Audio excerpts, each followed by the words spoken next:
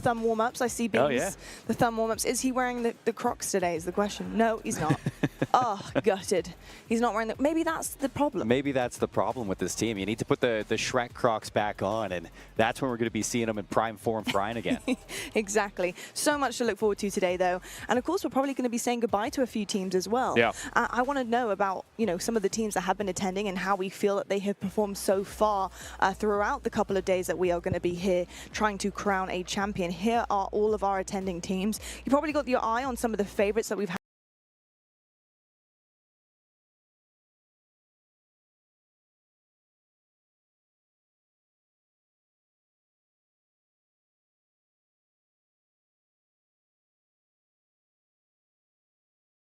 The biggest fan.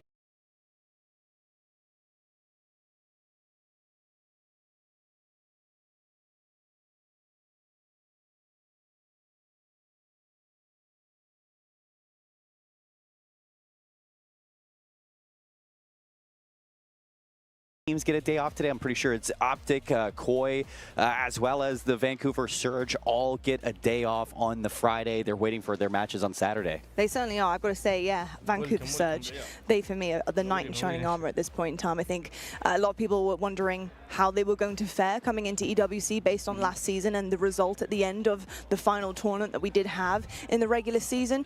And Bryce, I mean, Surge, they keep getting to that finish line, but they're unable to capitalize on that opportunity, on that moment, to really make it their own and to come out.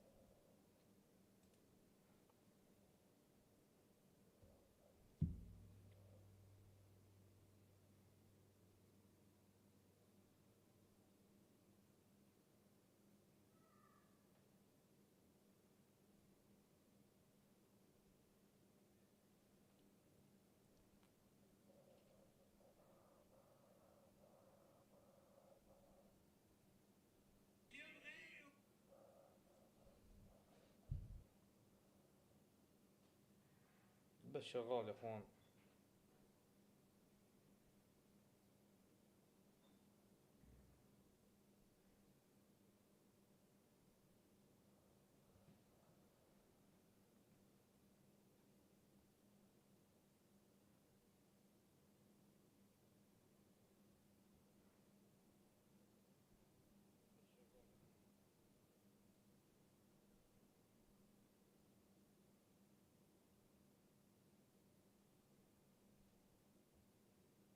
لا مزبوط مزبوط مزبوط مزبوط.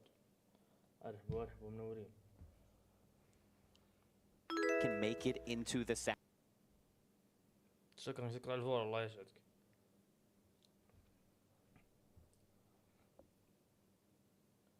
خلني اضبط هذه.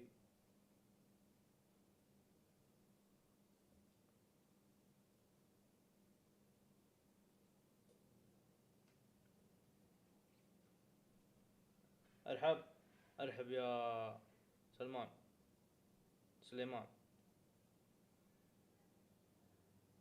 او سالم والله ما ادري يا شيخ. منور الشيخ.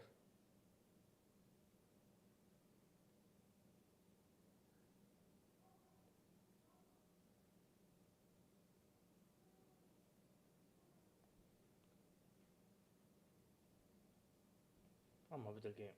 شلون بدأ؟ ما بدأ. In MW3, but he's just been delightful. I think I agree too. He's had a little bit of a rise through the ranks in terms of his performance.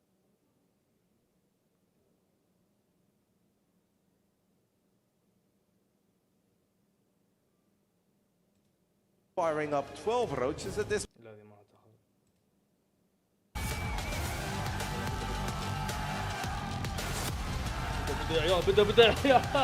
بدأ No room for error. Our first key will be crushed. This is where EWC comes alive. Let's begin.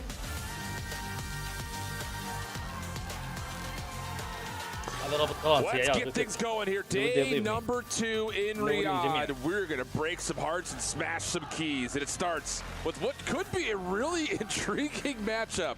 Team Falcons, one of the worst teams from the league, not finding much success with their initial roster. Make a big change. Don't find much success with that roster. Whereas Team War, one of the most successful challengers teams of the year, but find themselves having to sub in 2 players last second. I'm Schiff with me, Ton. Brother, how we feeling? Oh, we're feeling interested to see how this game's going to go down. It's going to be a curious one because I think for the side of Falcons, they didn't look too great in their first game. They've got themselves now to this stage up against a Team War team, and with all due respect, I feel that Falcons have been a bit fortunate in the sense that, okay, you've got that advantage of the team had to make those changes, right? I mean, the coach is playing for them. The coach is a good player in his own right, of course, but I mean, that's a huge thing for Team War to have to adapt to very late in the day. And I do want to just talk about Big Ray here on screen, because as much as there's been the word coach thrown around, he's a player. He's a player. He literally comes in as a quote-unquote coach kind of last second for the squad. He played all year long. Top 12s, top 16s at the LAN events that had happened. Not the greatest of placements in the elites, but made every single challenger's elite in North America. So there is a level of, again, it's not like a situation where we're talking about, like, you know, the Marky B situation where he's filling in last second and hasn't played, you know, competitively in a couple of years. It's been a couple of months at worst for Bink. And to be fair, he did look good yesterday, so not a bad substitute in terms of kind of trying to find the value for making this Team War team still feel like a significant powerhouse out of challengers. اللايك الربع اللايك Should be interesting to see how he does slot into that role. And I think though, if you are Team War, you look at their opportunity here, they can really spoil the hometown crowd's vibe this morning. Very, very early doors. And I think it's one of those maps that they sort of say, or matches I should say, they'll say to themselves, right, okay, we can do something here. Falcons have been a struggle, but I mean, at the same time, you got guys like Pred. I mean, this man is a world champion. You got a couple of world champions. Caliber is there. Yeah, you've got Pred, you've got Arcides, you've got Assault. You know, there are some world champs on the stage, but I think it's just one of those things that it just kind of leaning into what you're talking about. Like, this would be a huge disappointment for Team Falcons to come out and lose to a challengers team that is not playing at their full force. بس انه ترول في the fact that if Bink's not coaching, then you've got Kevin Pichardo behind you. I'll tell you, that guy doesn't know much about COD. He knows a little bit about COD, but he's not the usual guy you want in your ear, I'll tell you that. But. No, I think with all due respect to Kev, good friend of the broadcast team in fairness. Not the best golfer we've ever seen, but you know, that's besides the point. يا والله easy نفوز عليهم والله easy. That is still one of those things that Kev's got to sort of بس لو يركزون العيال امورهم طيبة. It's not going to be off a great deal outside of the vibes, but that can be important. No, for sure. And I think just to the other side of this, you know, we talk about just the long losing streak that Falcons have unfortunately found themselves in the midst of throughout the entirety of this year, really for the most part. But you're looking at a player like Pred on the other side of the stage, and he's looking at you like, I don't belong here. Yeah, like, he's going to look at you like he wants to eat you alive. Correct. I'm going to absolutely dominate. I mean, that's the player I'm watching for this matchup in particular. Like, he should have no worries running through this series and establishing himself as a main SMG in the league. TJ kind of the same situation, though, at the same point, has been there, done that in a number of ways. He's had a couple of really consistent years. The real question mark is, can Exton perform in front of the home crowd? And I know that he's feeling the vibes, and he's going to be the first one to start roaring. I wonder for Exton. والله ما أدري شو اسمه صدق الفريق جديد علي الفريق ذا. I mean, you are the one representing your home region in the entire league. Yeah, there's nobody else. So that pressure could be quite. وعليكم السلام يا 11. منور الشيخ منورين جميعا. I mean, we've had this discussion, and as somebody who الربع Falcons quite a bit when they were in the tier 2 side. وعليكم السلام يا مود. Coming up through the European side, watching منور المود. Kicks especially. I really wonder how things could have gone better with Kicks this year potentially. The guy was a player. Yeah, he absolutely was. Young gun, flexible. I think there's a lot of us that were looking at توقعاتكم يا عيال. He was together. Yeah, without question. يسوونها اليوم. But I know that there was like a lot of questions about like where are يسوونها نتأهل يا عيال ولا لا؟ And it's like, do you put Kicks back onto an SMG? Because let's be honest, first quarter of the year, we were talking SMGs, SMGs, and watching Kicks dominate with an AR was great, but it was like, does it add any fuel? Obviously not part of the conversation for quite some time. تو بدأت المباراة يا عبد الغني. وعليكم السلام والرحمة. منورين عيال. بإذن الله بإذن الله. بإذن الله يا عيال بإذن الله يا عيال. شريت العطر يا عيال. صورت امه امس ما خليت الا صورته العطر.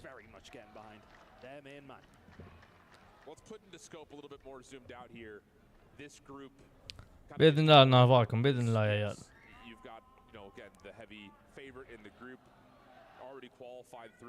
والله ترى الرابطه مسوين جو والله حرام. اتوقع فالكون بيكون له كلمه. بيبدون الحين يا اتوقع لازم هذه المباراه لازم يقاتلون عشانها، ضروري يفوزون.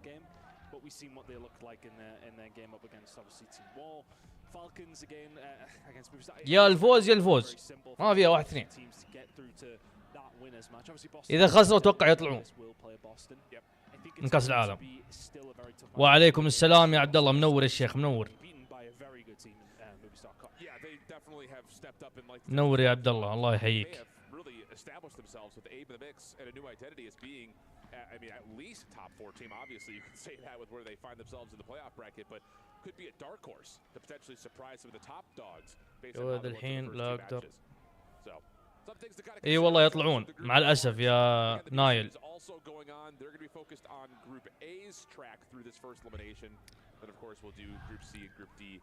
باذن الله لينا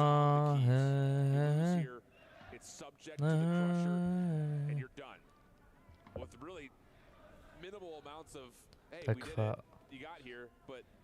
اي والله انا في وجهك بعد يا ارسيتس. شوف ارسيتس بس ابغاه هو اللي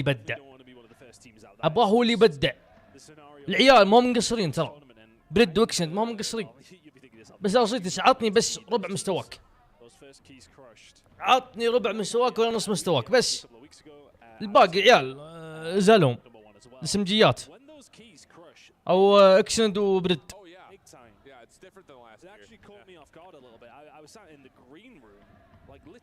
اللهم امين اللهم امين.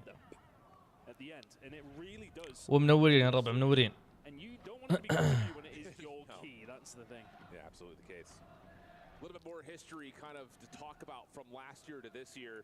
We mentioned it a little bit, you know, kind of talking about the challengers teams that have a chance to play up against the established league veterans. ايه اكسند عليه ضغط، السعوديه كلها تتابعه، عرفت؟ لازم يلعب بروح، هو كذا ولا كذا يلعب بروح اصلا، فهمت؟ عشان كذا هو معطيك 1,000,000%.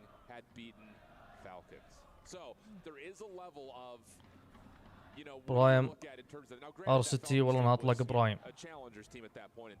لا معروف ارسيتي، معروف يا فهد، ومنور يا فهد، منور اسمي.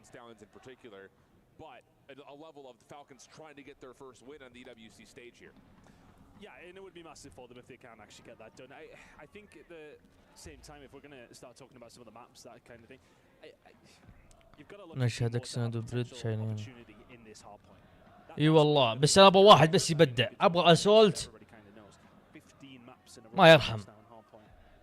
فيني ثقة تامة ان اكسند بيكون برايم مجنون باذن الله يا رب. متى بيبدون الحين يا عبد الله، بيبدون الحين. So there's an opportunity here for Team Moy. You know, I think realistically speaking, we will still be looking at Falcons as the favourites for this matchup. But we have to understand their weakness is a major one, and if Team Moy can exploit that, Falcons could be in a lot of trouble early on. No, I agree with you, and I think especially because this Falcons team has been very predictable. اخاف ذول يبدعون يا عيال، والله ما اعرف فيهم احد ذولي، اول مرة اشوفهم. ذولي ما في السي يا عيال، ذولي في تشالنجر يعني اقل. البلاش ارسيتي بس يمسك من بيد. This was the map that they got body slammed on. I mean, it was like 250 to 105 or something like that. Like, they did not look good at all. So there's a level of trying to find a way to get yourself tuned back up again after the very short night and find a way to come out and اول بث لك اشوفه منور يا قلبي منور. فالكونز ان شاء الله كلها بثها، خصوصا في كود، لعبة كود. والدوري صناع المحتوى ابثه انا لي تقريبا اسبوعين، توحن جديدين في المجال يا الربع، فاعذرونا اذا في صوت تقطيش في شيء، فاعذرونا يا الربع. جديدين في الشغله. يلا يا رب. is a big part of what's at stake here. The $1.8 million prize pool too. But we need to talk about club championship fancy. The Falcons are the defending champions from last year, and they could be in trouble. Absolutely, and their key is different. They got the champion's key. It's not just like any other key. And if they get to crush this, اللهم امين اللهم امين. ومن يقول ومن يسمع ان شاء الله يا رب. الله يحييكم.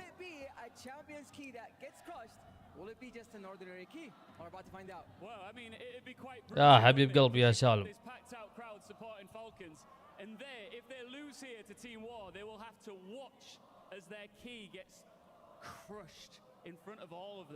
ما شاء الله كلكم اول مره يا الربع.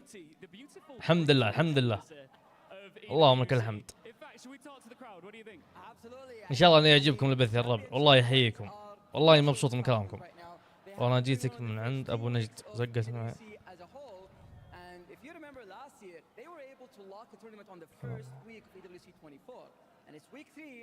لا باذن الله باذن الله ازهل ازهل الرب. فهد انت الحين رايح من عند ابو نجد الاسطوره وجاي عندي. يسمي تكفى يسمي. فرق بيني وبين ابو نجد.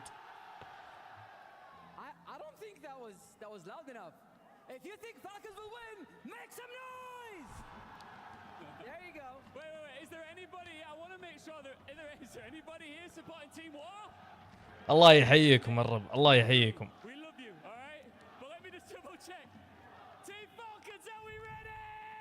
انا خاف بس لا كاس العالم وتروحون.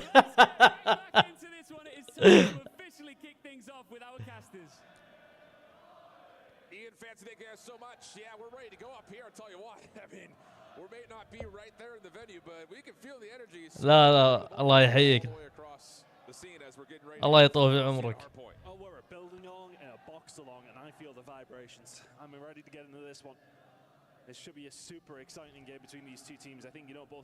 لا لا بنجد اسطوره يستاهل والله. وعزيز على قلبي يا ابو نجد. Find a way through this group. This first game is that first step. Absolutely the case. And again, it's just across the board. When you look at Falcons, we talked about their hardpoint record. It's been bad, to put it plainly. But it's just the fact that they're not rotating well, they're not holding well, they're not breaking well. Nothing is going right for them. So now you got a chance to find a chance. فيك شبه من ابو نجد. Take down a challenger team that's at a. يا الربع ترى اللي يتابعني من زمان كنت اسوي انا وابو نجد بطولات اذا ما تدرون يعني. في تويتش وكذا. يمكنك شفتني معه قبل. بدأت المباراة يا الربع. بدأت المباراة هارد بوينت. عطني هاي الاكسنت تكفى. شال خويه تي جي او تي جي يا عمري.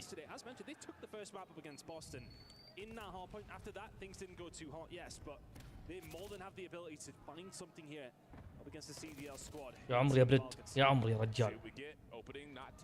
الحمد لله الفالكونز جابوا برد يا عيال. والله يفرق. 3 ديد شينا يا عمري. ادخل ادخل اصبون يا عيني. لا تكفى ارسيتي تكفى مو بوقتك. اسحب عليها يكشن تكفى روح بي 2. ارسيتس وش تسوي يا ارسيتس؟ يا عمري عطني اياه. هذا بيفرق هذا بيفرق يا عيال. البي 2 لنا.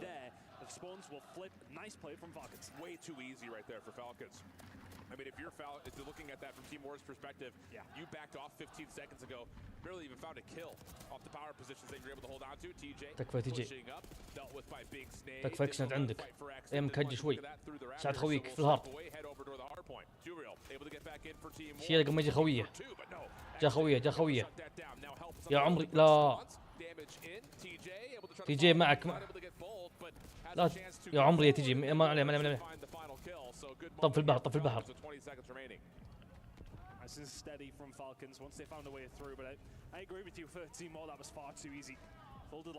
لا يا تي جي خليته ولا كويس كويس.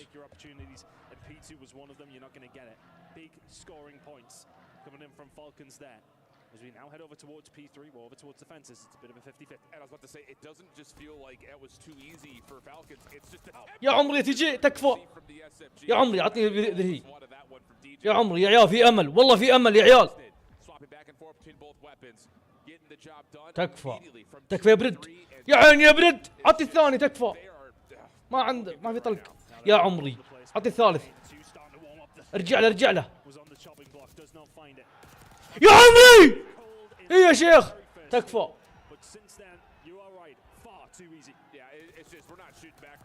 يا عمري تي جي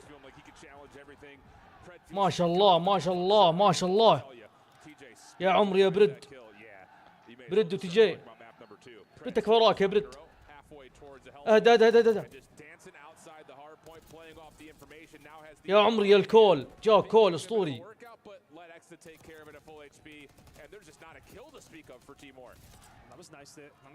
الحالة والله تجي.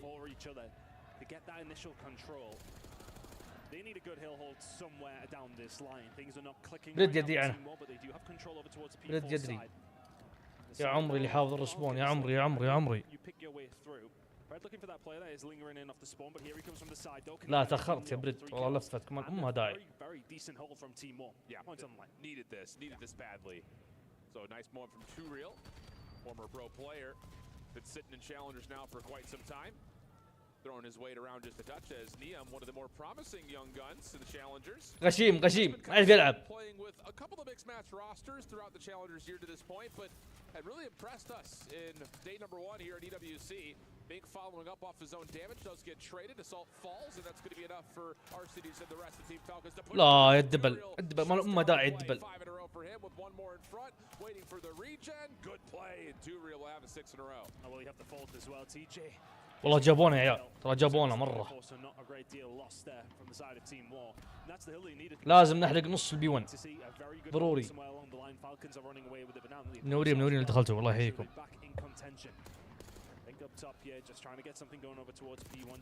يا عمري يا شيخ.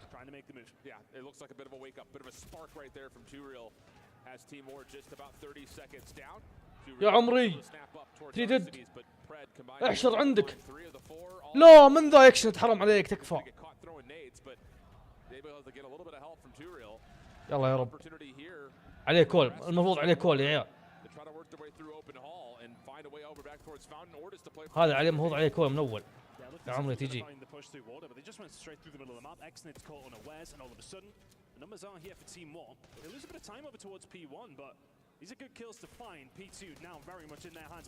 يا عمري يا برد تكفى. Finding 3 in a row, but the spawns will still be out for Team War. Nice shots from Assault. Trying to get arena where the rest of this Falcons squad يا عمري يا عمري يا عمري at all. يا عمري يا برد تريدد. The spawns were not anticipated, and Team Falcons able to take benefit of that.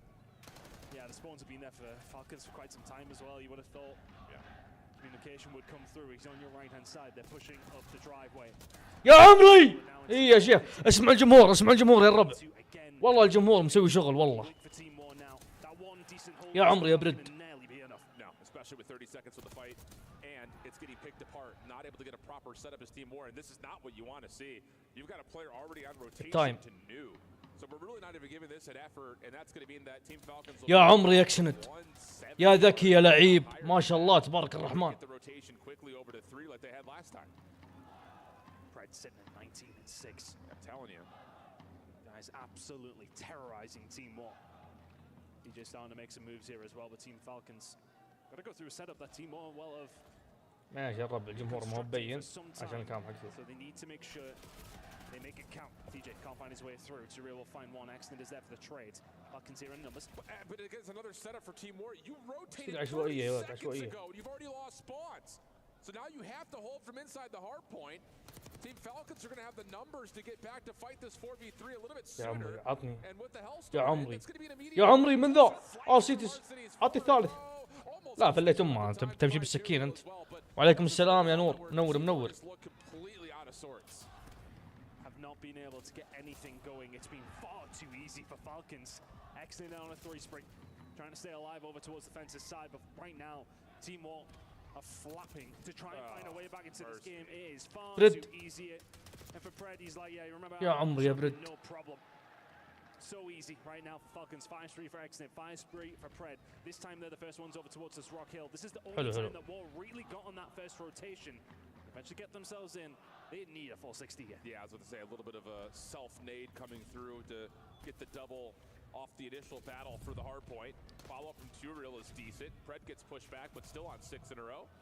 Eventually shut down, and yeah, you're absolutely right. I mean, what, 50 of the seconds so far that Team War have earned have come by way of P4. The other bit of it came from P1. Like, they just have found a lot of success on this Rock Hill, and they need it bad.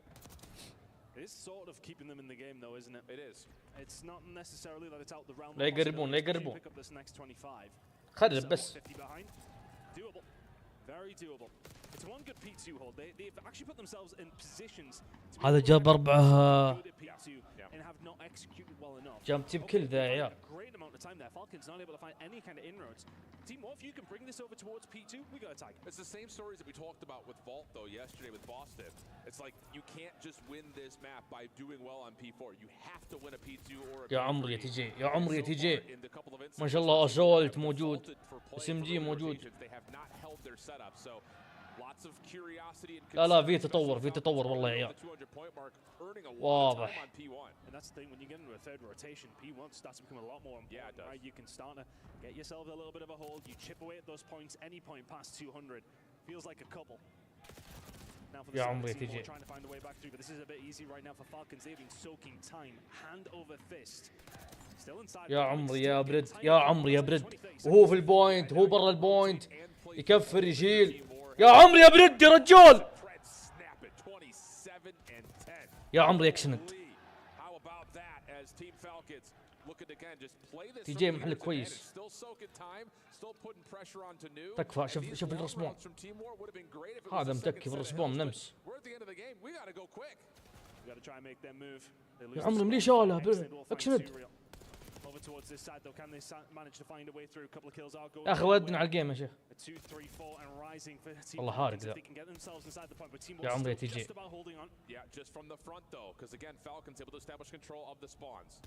DJ off the regen, waiting for help, gets the contest, doesn't predict the correct corner, but the follow-up is there. Assault. يا عمري. Trying to keep themselves alive, but the break has come through. One more hit, it's from the side door. Arsenal is good for the opener. Doesn't expect the quick exchange though with Turiel in the mix. Still winnable though from Team Falcons as they find their. لا برد تكفى. Find a breakthrough, but Pred has managed to get rid of one of his teammates. Killing everything he possibly can on the map, but they are 10 seconds away now. يا عمري. يا عمري. يو يكسنت. يو يكسنت بقى واحد. والله ابغى يدبل يا عيال حرام. شوف ارستي يا عيال كم ذابح وشو كم تكي في التايم دقيقتين.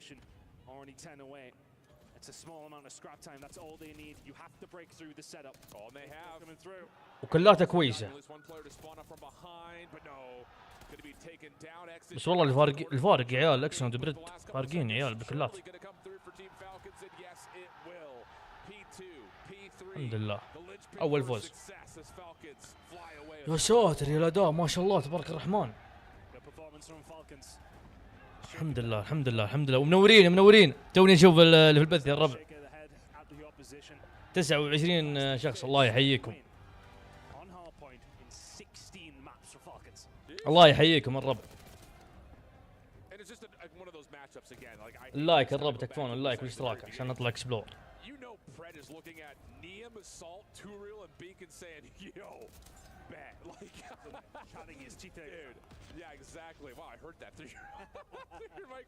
يا عمري يا شيخ. ايه ما شاء الله ار سيتي منفجر والله. Playing a different level of Call of Duty right now if you're Pred against these guys, and he tees off right behind him though the whole way as TJ setting the tone, setting the pace, and then Arcitys and XNet just casually doing the dirty jork, just rotating, finding the hill time. Arcity يبغى لازم يثبت نفسه يا فهد، لازم يثبت نفسه. Appreciating what he's seeing from Falcons. And they need to bring their A game continuously here. ترى أول ما جاء كان كارثي شوي. They will be coming into this absolute favorites. Yes, we do know that. But a good result here, as in a convincing win. Yeah. is important. I think they need a little bit of momentum behind them today. Yeah, absolutely the case. I mean, it's going to be a long path. And I think the thing about it, you know, is zooming out a little bit from this particular matchup, you know, you look at a Boston team that's waiting for the winner of these two squads, and Boston should be feeling just as confident based on their recent third-place finish. Obviously, they fall a little bit short versus Movie Star Koi, but I think they look at themselves in terms of how do we match up against a Falcons. مستواهم أفضل من أمس كثير. إي والله مستواهم ما شاء الله تبارك الرحمن. In this fan base for this Falcons team to continue through not just this matchup but extend the energy into a pivotal one versus. لا صادق والله. أرسنال ترى قوي مرة. بس مر بدرب طبيعي. If we do get it, the search and destroy is going to be massive. Obviously, Boston have been struggling there. That's something for Falcons to potentially have a look at. Well, I mean, look, that's a bit further down the road, but a potential matchup if they can get past Team War. I think the thing too is, you know, talking about the search and destroy now as we obviously put that into the immediate focus. It's been where Vegas has been the best over the year. I mean, a couple of wins here and there throughout, even a couple of decent squads. But you look at the map set for this particular best of 5. We've got a dealership coming up next, which is, you know, a map that obviously very recently added to the pool. To be fair, Falcons have played it quite a bit. I think the thing about it is, regardless of your rehearsal reps, where you've had success versus failures as Falcons, you're playing up against a team that had to make last-minute substitutions. And when that happens, usually the search and destroy playbook is very thin. Yeah, I would imagine it is. These players on the opposite side, those do still have plenty of experience. You know, but we're talking about the world champion and Pred, world champion behind them in Clayster. Arcedy's a world champion himself. On the other side, we got Assault. I remember, I was there. It happened. The guy was incredible that tournament. That was a long time ago. It was a long time. I'm feeling 6 years ago. Is it that long? 2018. يا عيال ورب المصحف يا الجمهور انه يطرب والله. It is 2025. We are in our 30s. ما ادري انتم تسمعونه ولا لا. الصوت المعلق ذا لو يسكت بس. You know, taking a look at the history and the competitive career of an Adam Assault, because again you're بدأ بالماب الثاني عيال. الجيم الثاني. But since that point, largely been quiet. And in and out of challengers, But here we go. Right on into round number 1 of the dealership, and quick pace and tempo being established by Falcons as TJ gets a pretty decent look here at Team War over towards the B entrance. Pred on the crossfire. حادينهم العيال. ما شاء الله يا بلد وتجي. They really still want to. There's no pressure coming in over. يا عمري اكشنت. شوف الكفر معطيك اياه اكشنت. And you still try to play with fire. They will now back up and now in a 3v4 scenario. Team Falcons smell blood in the water. No. A little bit of trouble getting into the vent. Finds a couple of toe tags. Also confirms the information that the rotation to A is underway. Long flank on the way to. Real good chase behind. يا عمري يا بلد. Shut down by Pred, and there's just no help here from Bake. He's trying to get back around the corner. عليه كول. I was a bit confused at what the plan was there with the bomb for 2 real, right? I mean, no clue. You got Arcedy's over towards the backside. يا عمري اكشنت. Quite sure what the plan was, but Exnid will foil any further plan you would imagine that Team War had in this round. Assault left in a 1 versus 3. Yeah, and he's stuck. Does have the bomb to play with, but not a lot of time to make a plan happen. So he's going to have to commit to A. يلعبون تحت ضغط يا عيال اللي ضدنا. TJ in his way.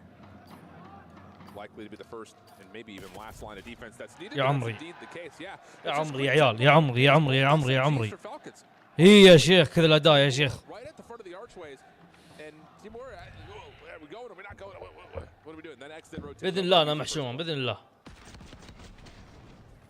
Again, it's just a moment by 2 real moves there for me. I'm not too sure why. I felt like not necessarily established control today, but somewhat, right? You know, you had some bodies in and around it. You had some Arcedy's over towards the backside, Washington push.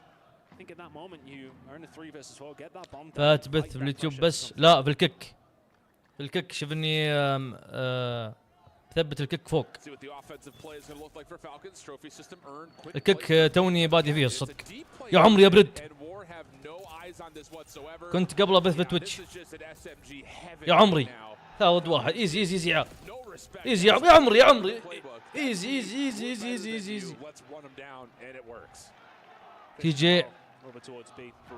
تي جي والله مسوي شغل والله. يا عبد الله كنت ابث في تويتش انا عرفت بس توني ناقل والله للكيك.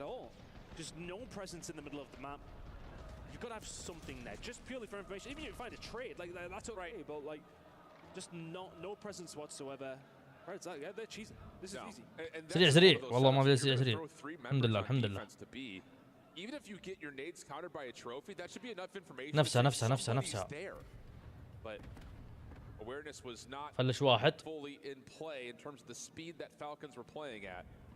And now Xnid, eyes over the top of the B site. Again, look at the position that TJ's in, already playing in towards the den. Counter nade to come through as Xnid does get tagged, has to back away and call for a little bit of help. It's like a bit of a bait with A now on the cards. Arcades will be calling that out, and Falcons will swoop in. Right, nice and close. غيروا الوجهة. But only momentarily. He's gone for the check. Passes over towards يا عمري يا برد. يا عمري يا برد. Far too quickly. Given the threat of the vent there, he's going to come into this one late. TJ is there to pinch in the other لا side. تكفى برد. Maybe a bit overzealous for Pred, but that's how he's feeling right now. Yeah, that's a heat check. Without question. يا عمري يا تي جي اقسم بالله انا لاعب ذكي. خلاص خذ سكان عليه. يا عمري يا عمري يا عيال ما شاء الله. شوف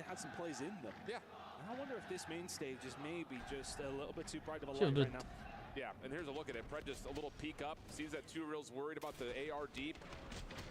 Yeah, I'll take that fight every day.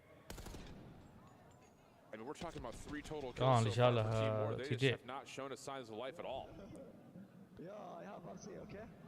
يا عمري يا شيخ انت. جايك من اليوتيوب. الله يحييك يا فهد. منور يا شيخ. شكرا على الفولو والله يسعدك. اللي في الكيك. As mentioned, SD has been solid for them, but that is really showing here now. Timor, kind of explode, so these will get taken down. The child over towards A is well met. And aggressive though, and TJ trying to get up somehow nearly did. Pickup comes through to real. TJ كنا عطاه I like this change of tempo from Team War. We're getting caught trying to play this methodical style of Surge. Let's just hit him with something in the first 15 seconds and hit it hard. See if we can just win some gunfights, give ourselves a number advantage. Now it's just about setting yourselves up in a 3v2 after a 4v2 that should be very comfortable for a win. Bomb collected, Xnid gets away, if only barely. No chase down from Bink as Team War will back off and display their numbers. He's waiting for Pred to do something here. Did they hear that? They wouldn't have. Right now in a position, if he has an Amaz there, could wreak havoc. But he would have got the information on the players crossing. Xnid is patient. That bomb will go down. This is winnable. A lot of nades had been tossed in that first scuffle for Team War trying to get forward. Xnid exits through the vent. تكفى غدرهم. غدرهم تكفى. Like you call, Two Real on the other side, but this is perfect. Xnid gets eyes on one, pops the door, no one there. لا شالوا برد. Falls on the flank. And now it's just down to the 1v3. Time starting to dwindle. Xnid cannot find Two Real in time to make it. لو برد تكفى بس لو ما مات. Yeah. Decent effort there from Falcons, I want to say, to be honest with you. اللي ضدنا ما طفوا. لا فالكونز شادينها والله. Really nice retake. I think we got to give them the credit where they deserve it. That was really nice. ولا اتوقع هذا الفريق الاول في التشالنجر. Let's not get mixed up this time. Let's just hit something. على حسب معلوماتي البسيطة يعني. Works out for a beautiful first blood and follow up. So good stuff from Team War. And I will say, like, as much as I think I'll be just speaking to my own commentary, it's been a little critical of Team War. Falcons are playing well right now. Like, they're taking the advantages that are being given to them.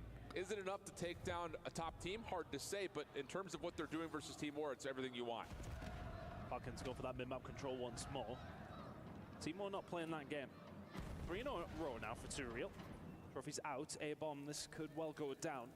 Falcons are ready to jump into action, and also with an RC being called in, this is a little bit of a awkward situation for War now. You are established, but you have to hold tight. Yeah, the thing was they used a lot of their nades to blow up the cars around them, so that RC is not going to chain a domino effect.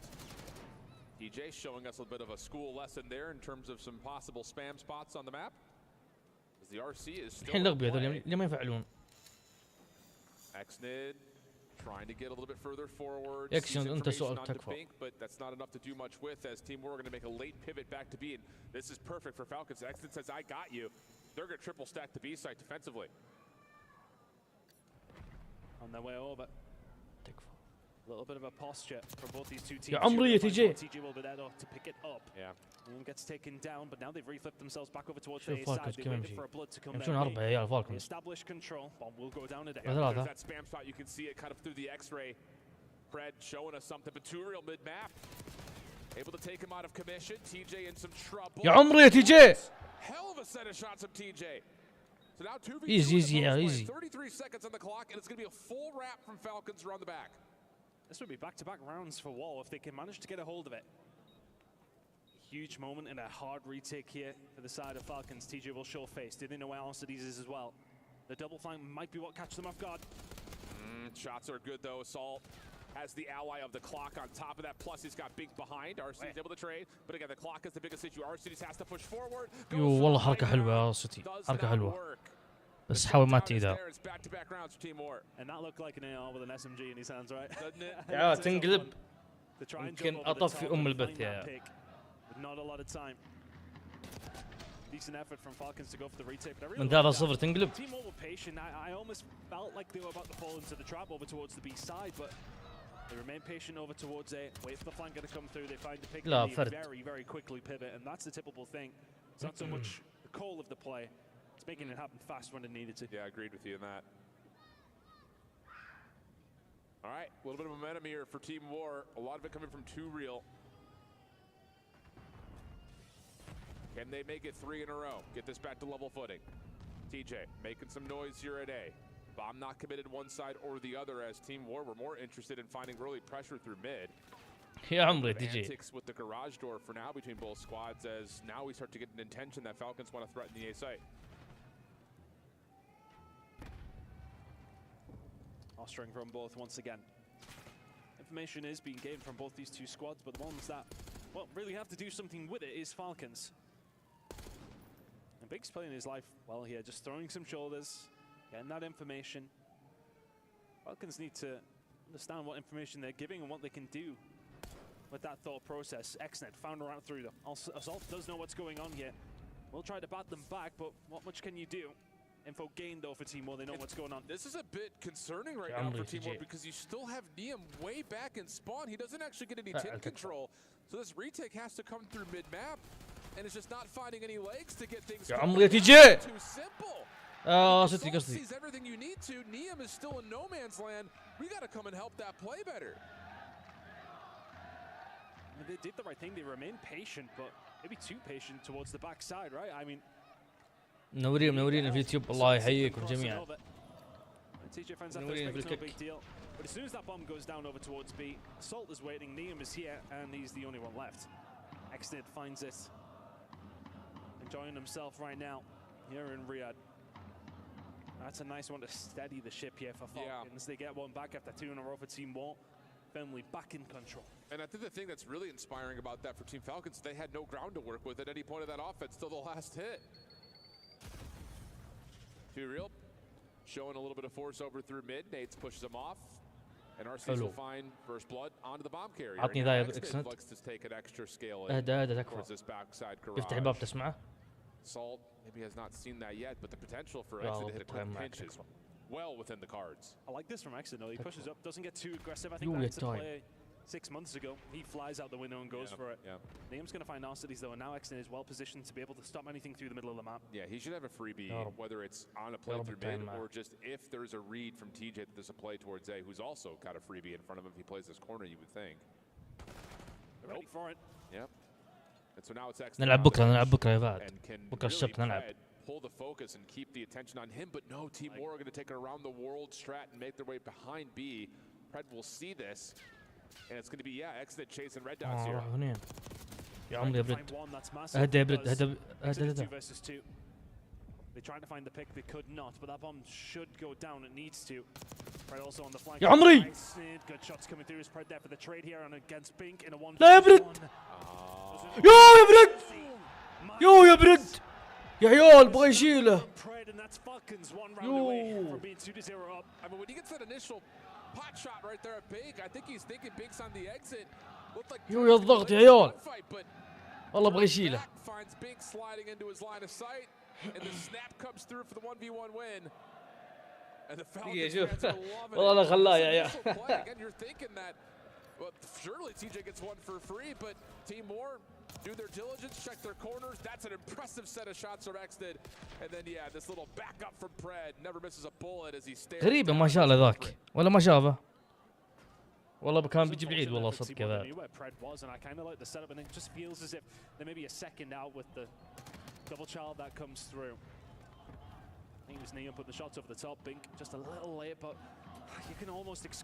خلاص راوند يا عيال اعطونا اياه. عيال شوفوا تي جي كم ذابح يا كم ميت ما شاء الله تبارك الرحمن.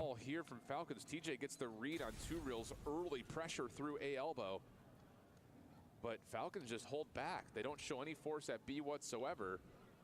And now they may try to re-clear this. And they should know that this potential spot is in play. And yeah, they're going to see 2 real. No problems there. As soon as he gets forward, يا عمري يا تي جي يا عمري. Well done. And now you have an opportunity to kind of play both sides of the map for Falcons. هذا آخر راوند إذا فاز لا لا لا وين ما في تعزيز.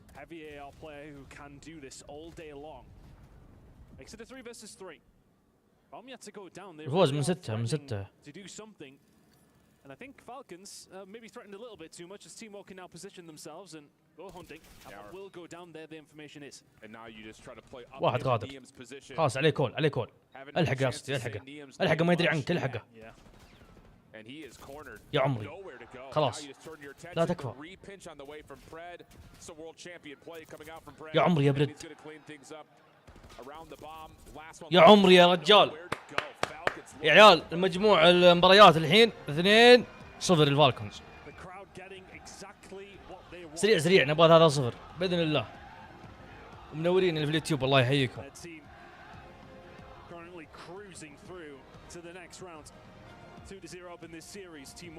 الحمد لله الحمد لله. والله قفطت يجي. والله قفطت يا عمري يا عمري.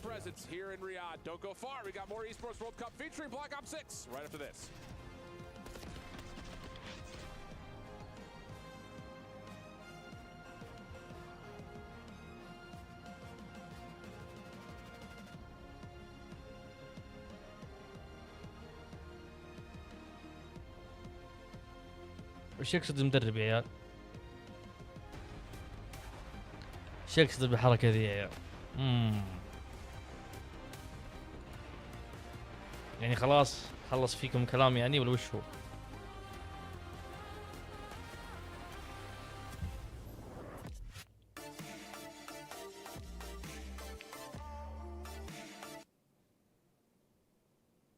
الله يحييكم.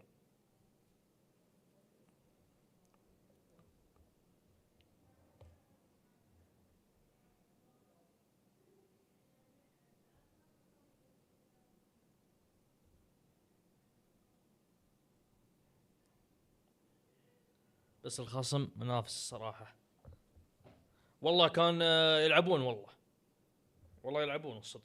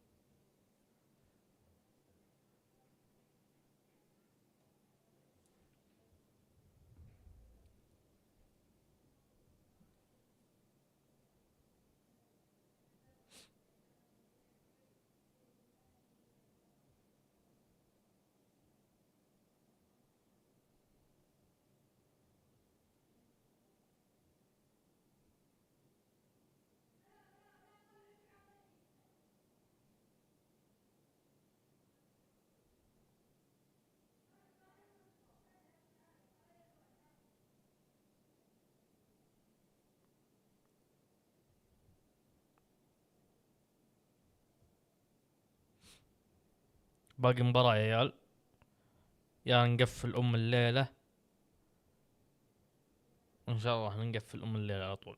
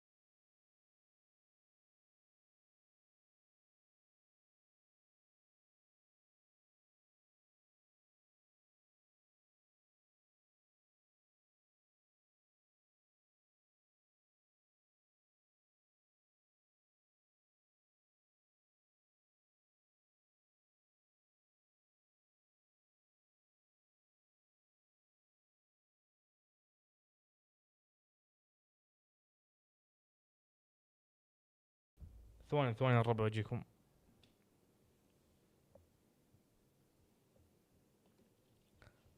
أنزل وشو يا فهد؟ إيه أنزل بالسناب. بس وش أنزل قصدك؟ يومياتي كلها ترى على البي سي يعني ما في ولا جدول في السناب يعني. بس حياك الله.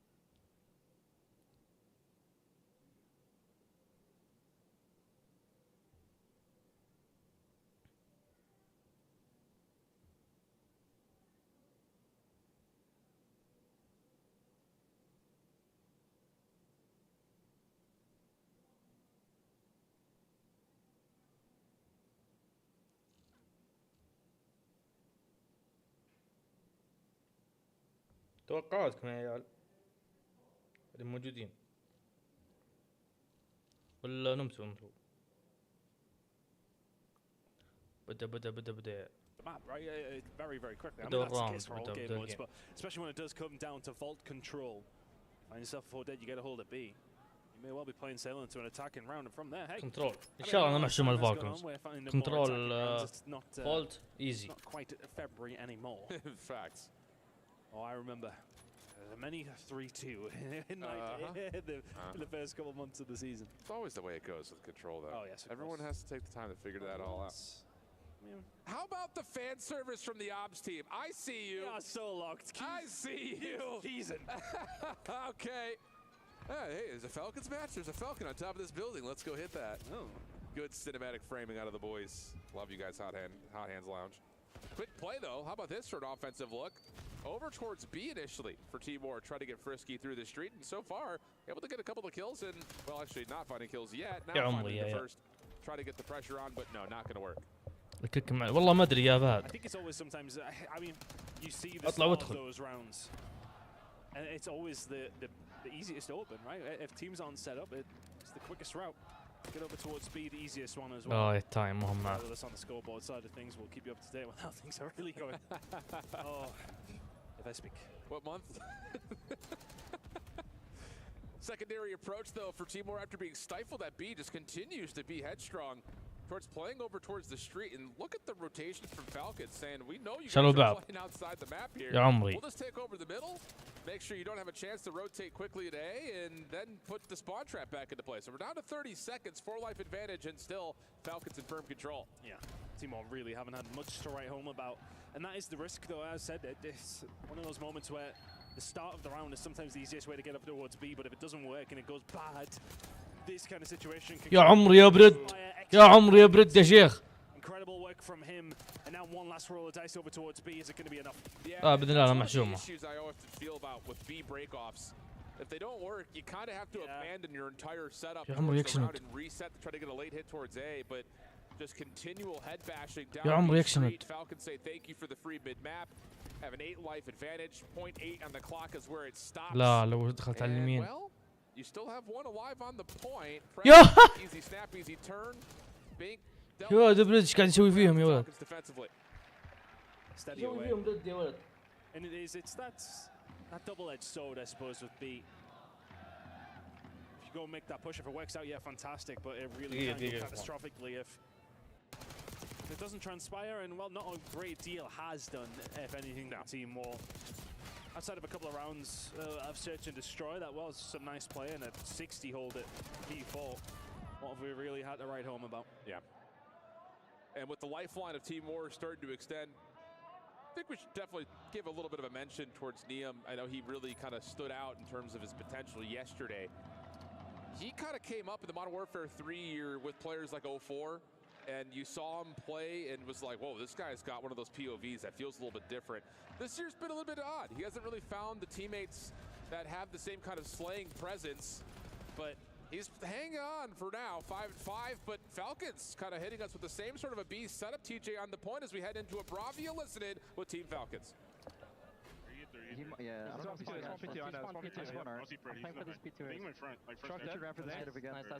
المدرب لازم يحط الخطة من اليوم.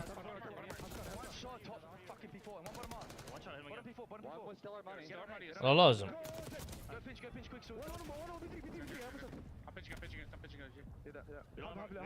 بس ضد فيز مثلا.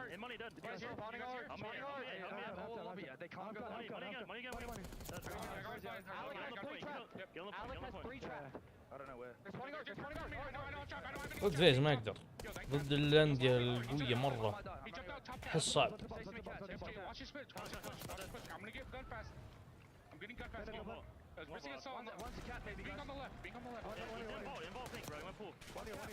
حلو خذ الاي بسرعة ما شاء الله.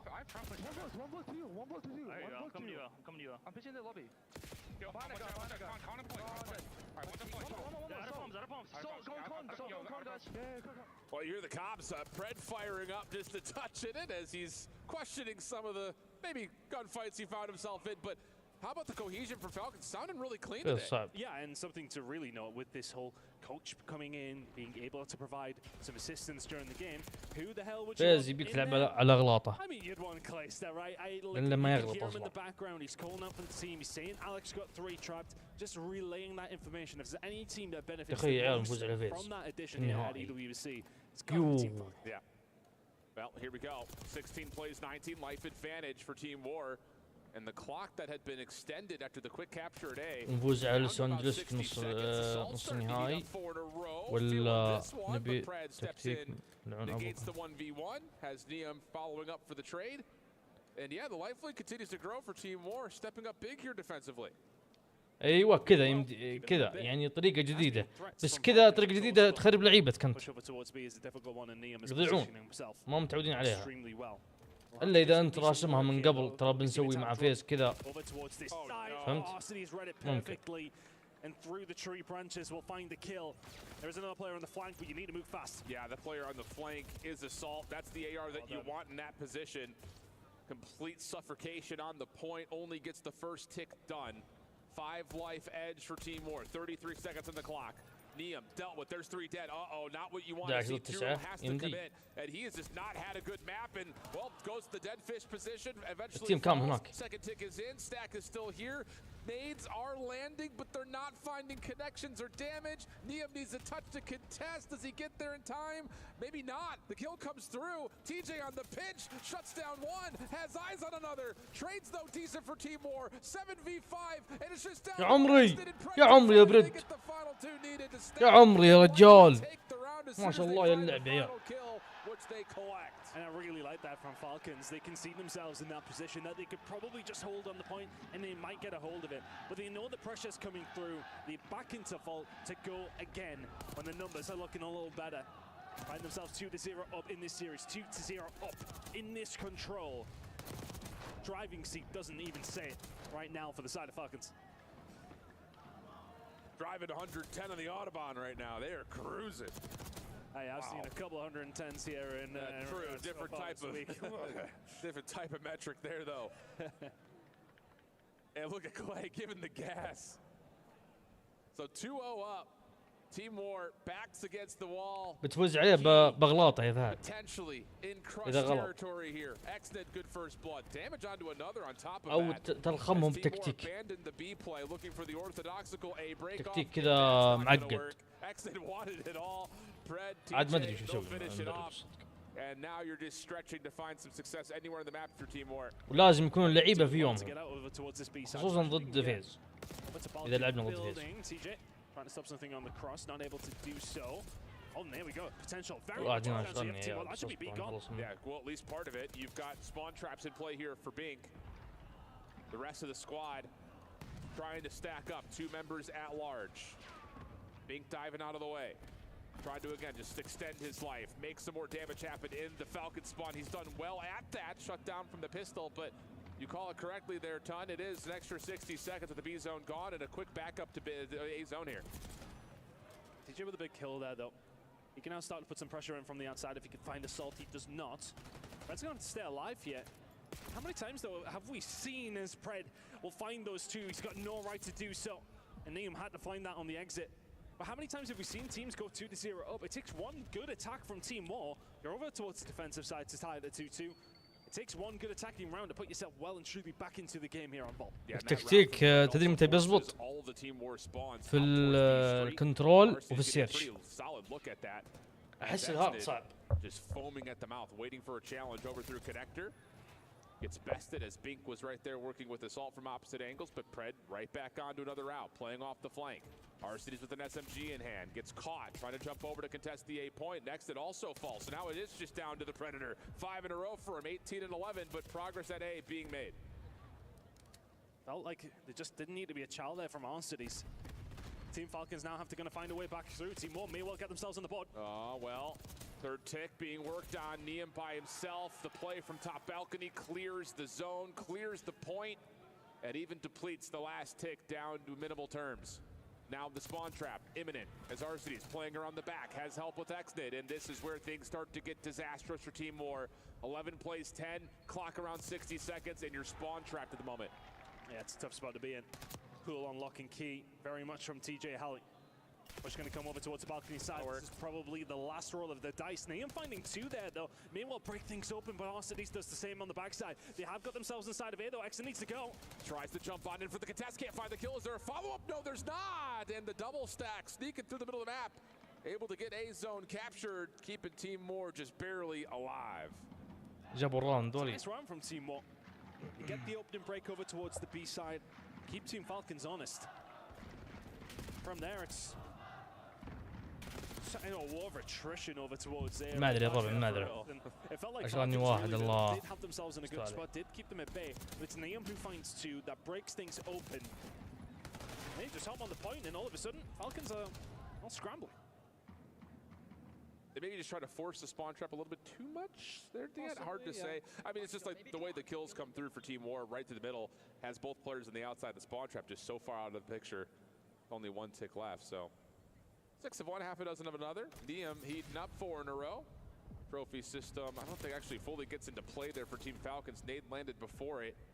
Arcides is the only one to find a kill, but actually gets through the A point here. Hasn't seen any contact, and that's going to ring the alarm bells that there could be a flank under the way. Wow. Shots from Arcides. يا عيني يا TJ. So well to find that. Neum is there for the pickup, but Xnid now. Welcome with the trophy. يا عمري. Finding some shots as well. يا عمري A little bit of backup from his team first. Take over towards B coming in. GG يا عيال. Fred making sure the flank stays safe. That's huge. And now you've got Xnid playing forward. As an AR though. لا يا Xnid. Bink just too quick with the pistol. Second tick still being toggled with the side of Team Falcons. And a nade actually lands onto Assault, leaving Bink as the last defender here to try to stop this second tick at B. TJ different. يا عمري TJ. Still able to take down Bink. Locking this into progress. Help now on the way for the pinch from Pred. Keeps Assault honest on the pinch. Through the middle of the map. Arcides, yep, right behind it. Make sure the flank stays safe. يا عمري. يا عمري. Oh, and the transfer to Neum is perfect. يو يا TJ. 4 in a row. Give him the extra 60 seconds. يا عمري. Arcides kind of lets هذا صغر إن شاء الله نعمل جيب. And this might be Falcons game. Arcides reads 1 on the flank. Not available for Team War. It has to be something from the front. Big shut down as he tries to dive on in. Last يا عمري. on the way. 3 dead. يا عمري. Last one left. يا عمري يخرم بالدب يا عيال. يا عمري يا شيخ. يا عمري يا شيخ. يا عمري يا شيخ. They get the job done in front of the home crowd. And the roll from the Falcons will send them through to the next stage of group. And what can they do? Can they find a way through? A convincing performance is what they needed against War, and a convincing performance they got. إيه Xnid يا شيخ. Love what I'm seeing across the board for Falcons today too. Their match yesterday, tough one. Tough opener to be sure. But a convincing 3-0 here with the home crowd behind them. Now getting ready with some time to prep up for a Boston team that let's be honest. Fell a little flat. اي والله خليه يخرم يا شيخ. Should be an interesting one. I'm not gonna lie, it's gonna be a banger, especially if Pred and TJ are playing like they are right now. Yeah, it's doable. Yeah, really I agree. And that should be a super interesting game later on in the day. Falcons getting the deserved love from the crowd. That's it. الاضاءات خربت الاداء لو ينزلونها شوي. It's a Call of Duty match or a football pitch? Yeah, we do it differently. I could see that. The football fan, do the football-loving countries. Unreal stuff, but you see him on stage. المباراة الجاية بكرة يا الربع يوم السبت بكرة. Thank you so much, gentlemen. We are back on stage after a stellar win from Falcons 3-0 against Timor, heading to the next match, just one step away. يا رب اتكلم عربي يا رب فكك بكلام انجليزي تكفى. Excellent. I got so much to ask you, but first, there's a lot of people that are saying since you switched from being an SMG player to a flex player, that might have affected the way you play the game. What do you say to that? يا عمري يا شيخ. صدق جاني قرار تقريبا قبل كاس العالم باسبوع ونص اني احول من اس ام جي الى الفليكس. ما حبيت اقول للفريق لا، بالعكس انا جاهز، اي شيء يقول لي يا فالكون انا جاهز وبلعب باللي يبونه. فكان قرار صعب شوي، لكن فالكون اذا قالوا العب فليكس العب فليكس، العب اس ام جي العب اس ام جي. يا عمري يا شيخ. Excellent says that a week and a half before we started this EWC, I was asked to switch into being a flex player, and I don't mind. If Falcons want me to play a flex play style, then I will be happy to do that. So your next match is against Boston Breach. Do you think it's going to be as easy as this one? الخصم الجاي بوستن صعب، ما هو بسهل، لكن الحمد لله خلصنا اول تحدي. الحين كل اللي علينا نركز تحدي بوستن من اهم الايام، ودنا نروح لبكره ونسوي تشامبيونشيب سانداي، هذه من احد امنياتي يعني، وباذن الله نبي نسوي ان شاء الله بنفوز على بوستن ان شاء الله. Excellent is saying that one of his dreams is to make it to Championship Sunday for EWC, and he's going to make sure to do that, even though Boston Breach is not an easy opponent, but he's going to try his best to do this. Excellent. This is going to be the first ever key crushed in Call of Duty Black Ops 6 at EWC2025. You're going to crush Team Wars key. Are you excited? Yeah, I'm so excited. All right, let's go do it. We're moving to the key crusher to crush the first key at BO6. And this marks the moment for EWC for this year. أنا بث قبل المباراة بساعة. حلو. بالنسبة يا فهد أبو نجد يقول الساعة 10. هذا حق أمس. حق أمس إذا فازوا. لو فازوا أمس الساعة 6. إيه. فهمت قصدك يا فهد. لو فازوا أمس الساعة 6 بيلعبون الساعة 10. بس ما فازوا. فهمت يا فهد؟ بالنسبة للبثوث بث شو اسمه قبل المباراة بساعة. أسبق لها. يا عمري يا شيخ. يا عمري. I'm gonna give you a chance to say whatever you want in Arabic to the fans.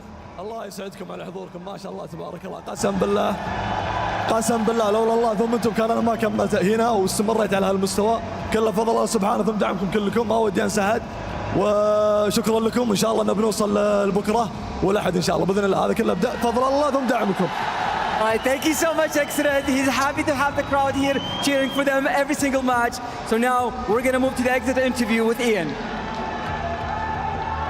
All right, everybody. It's loud in here, but I'm with Assault in Team War as they just exited the tournament.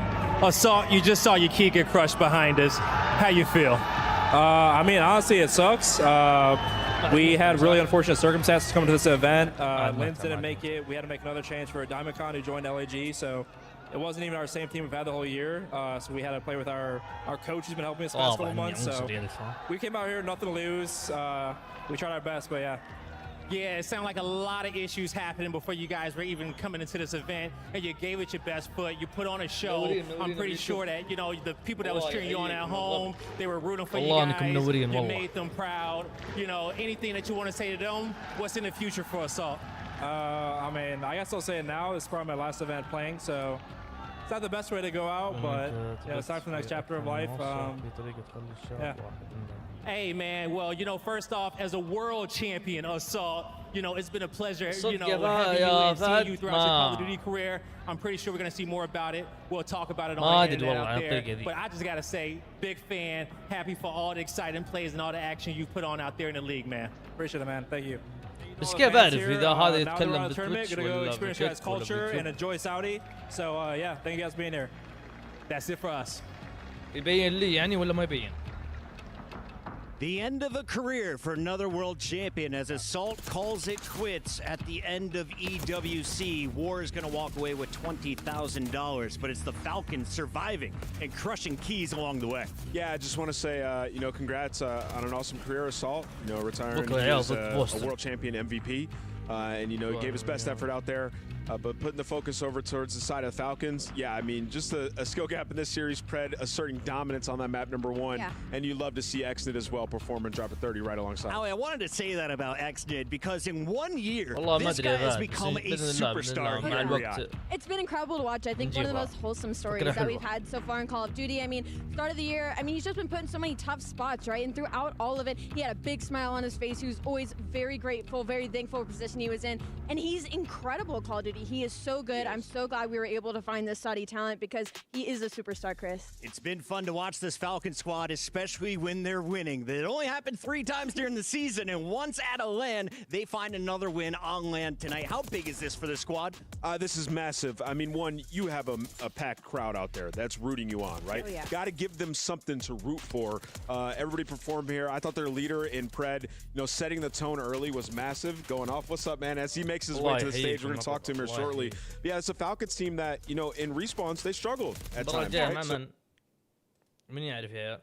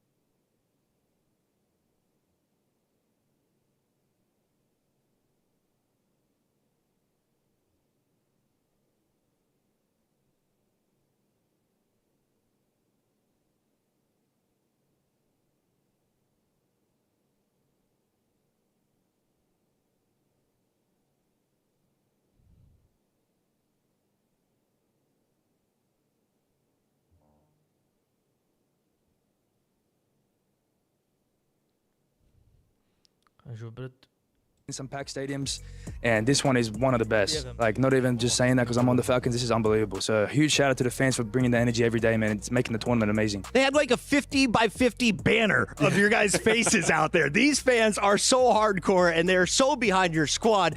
What is it like, though, to have this support? Because it's got to feel totally different from all of your other LAN events in 2025. Yeah, it's crazy. I mean, I went from Optic, which is arguably the biggest fan base in Call of Duty, and you know, when we go to tournaments, especially in Dallas, like last year at Champs, it was crazy. But this is just giving me flashbacks of just having that support. Is just honestly so lucky as a player, man. We all play competitively to just be able to like experience that. Yeah. Absolutely. And when I think about your roster, you know, there are a little bit of newer faces in Xnid. I want to know what it's been like playing with him, and his English has gotten so much better from the start of this year, and if you guys had any play in that, and also the decision of bringing TJ in, what you were hoping he was going to do for the team.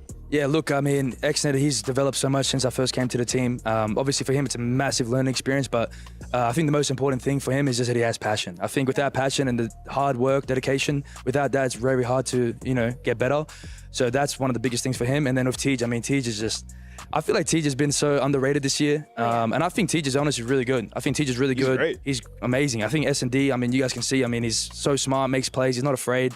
And that's just something we needed. We needed another SMG that is able to make plays, whilst also being like kind of aware of what he was doing, you know? So Brett, I want to ask you, you've had to like reinvent yourself coming into this team, be a leader, you know, and get these guys. I've heard stories of you putting in that extra push, getting everybody in the back, trying to, you know, practice and go hard, even on off days, which I think is like inspiring, right? Because could have easily been in a tough spot after winning a world championship. So talk to me about that and where that motivation comes from. Yeah, look, you know, when I missed out the first 2 months of the game, it was a big like shock to me. So when I came back, I knew that like this was my true passion, and all I want to do is compete at Call of Duty because it allows me to play at the highest level.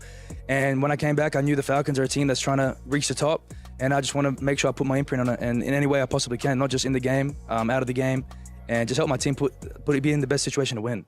Nice. I want to keep it a buck with you. You guys have sucked at Respawn. You win a hard point to start this series. What was that like once you guys finished that game one amongst the comms? Yeah, I mean, I don't know what happened. When we first formed, we were the best hardpoint team ever. And then I feel like it kind of happens, you know, when you focus on another game mode, you naturally get worse at the one that you were good at. And I feel like that's just something that happened. We were so like, we need to get at S&D because our hardpoint's so good. And it always happens.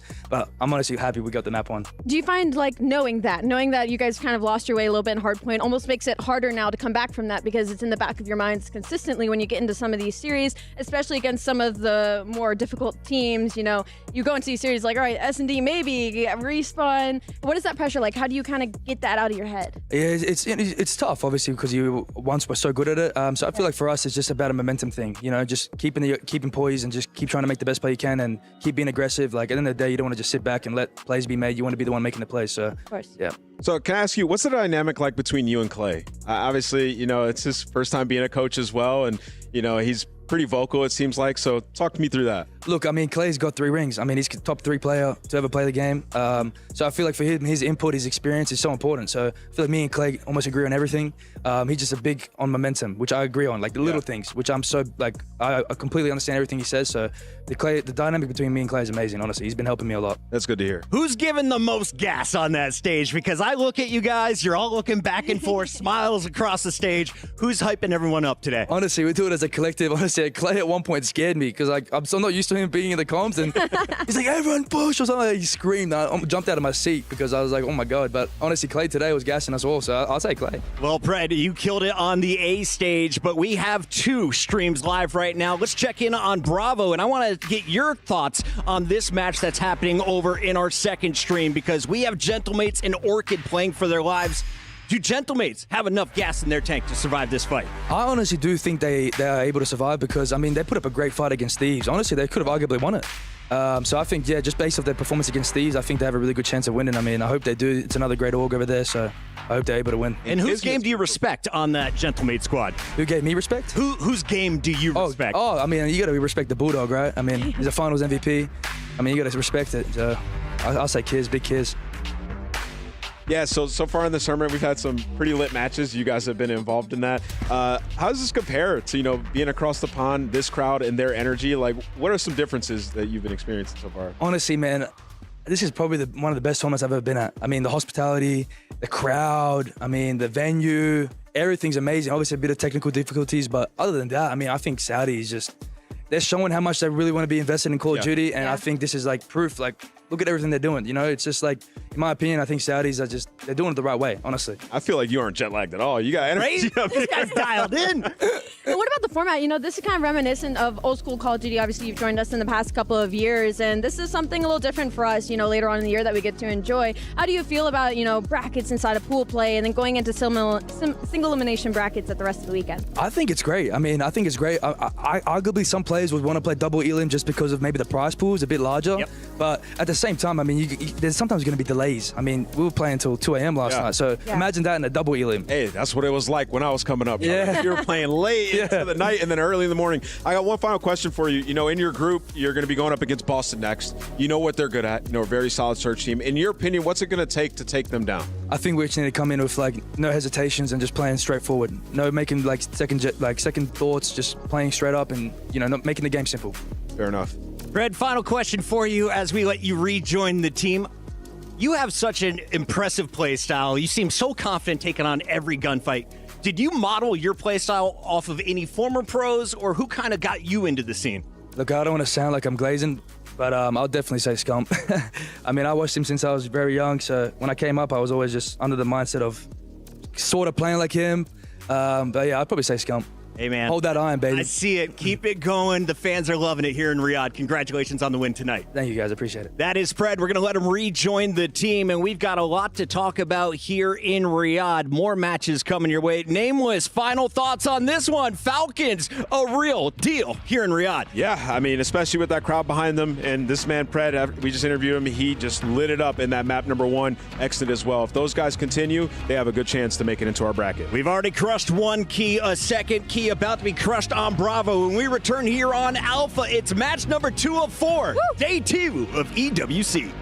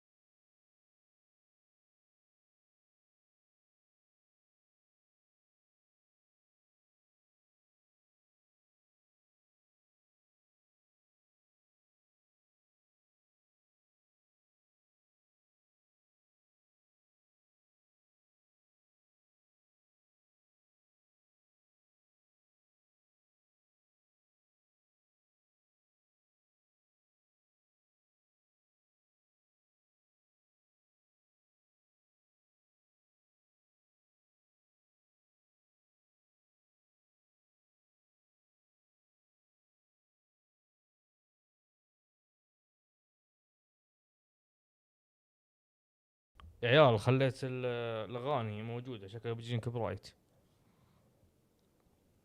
المباراة الجاية تبدا الحين يا عيال.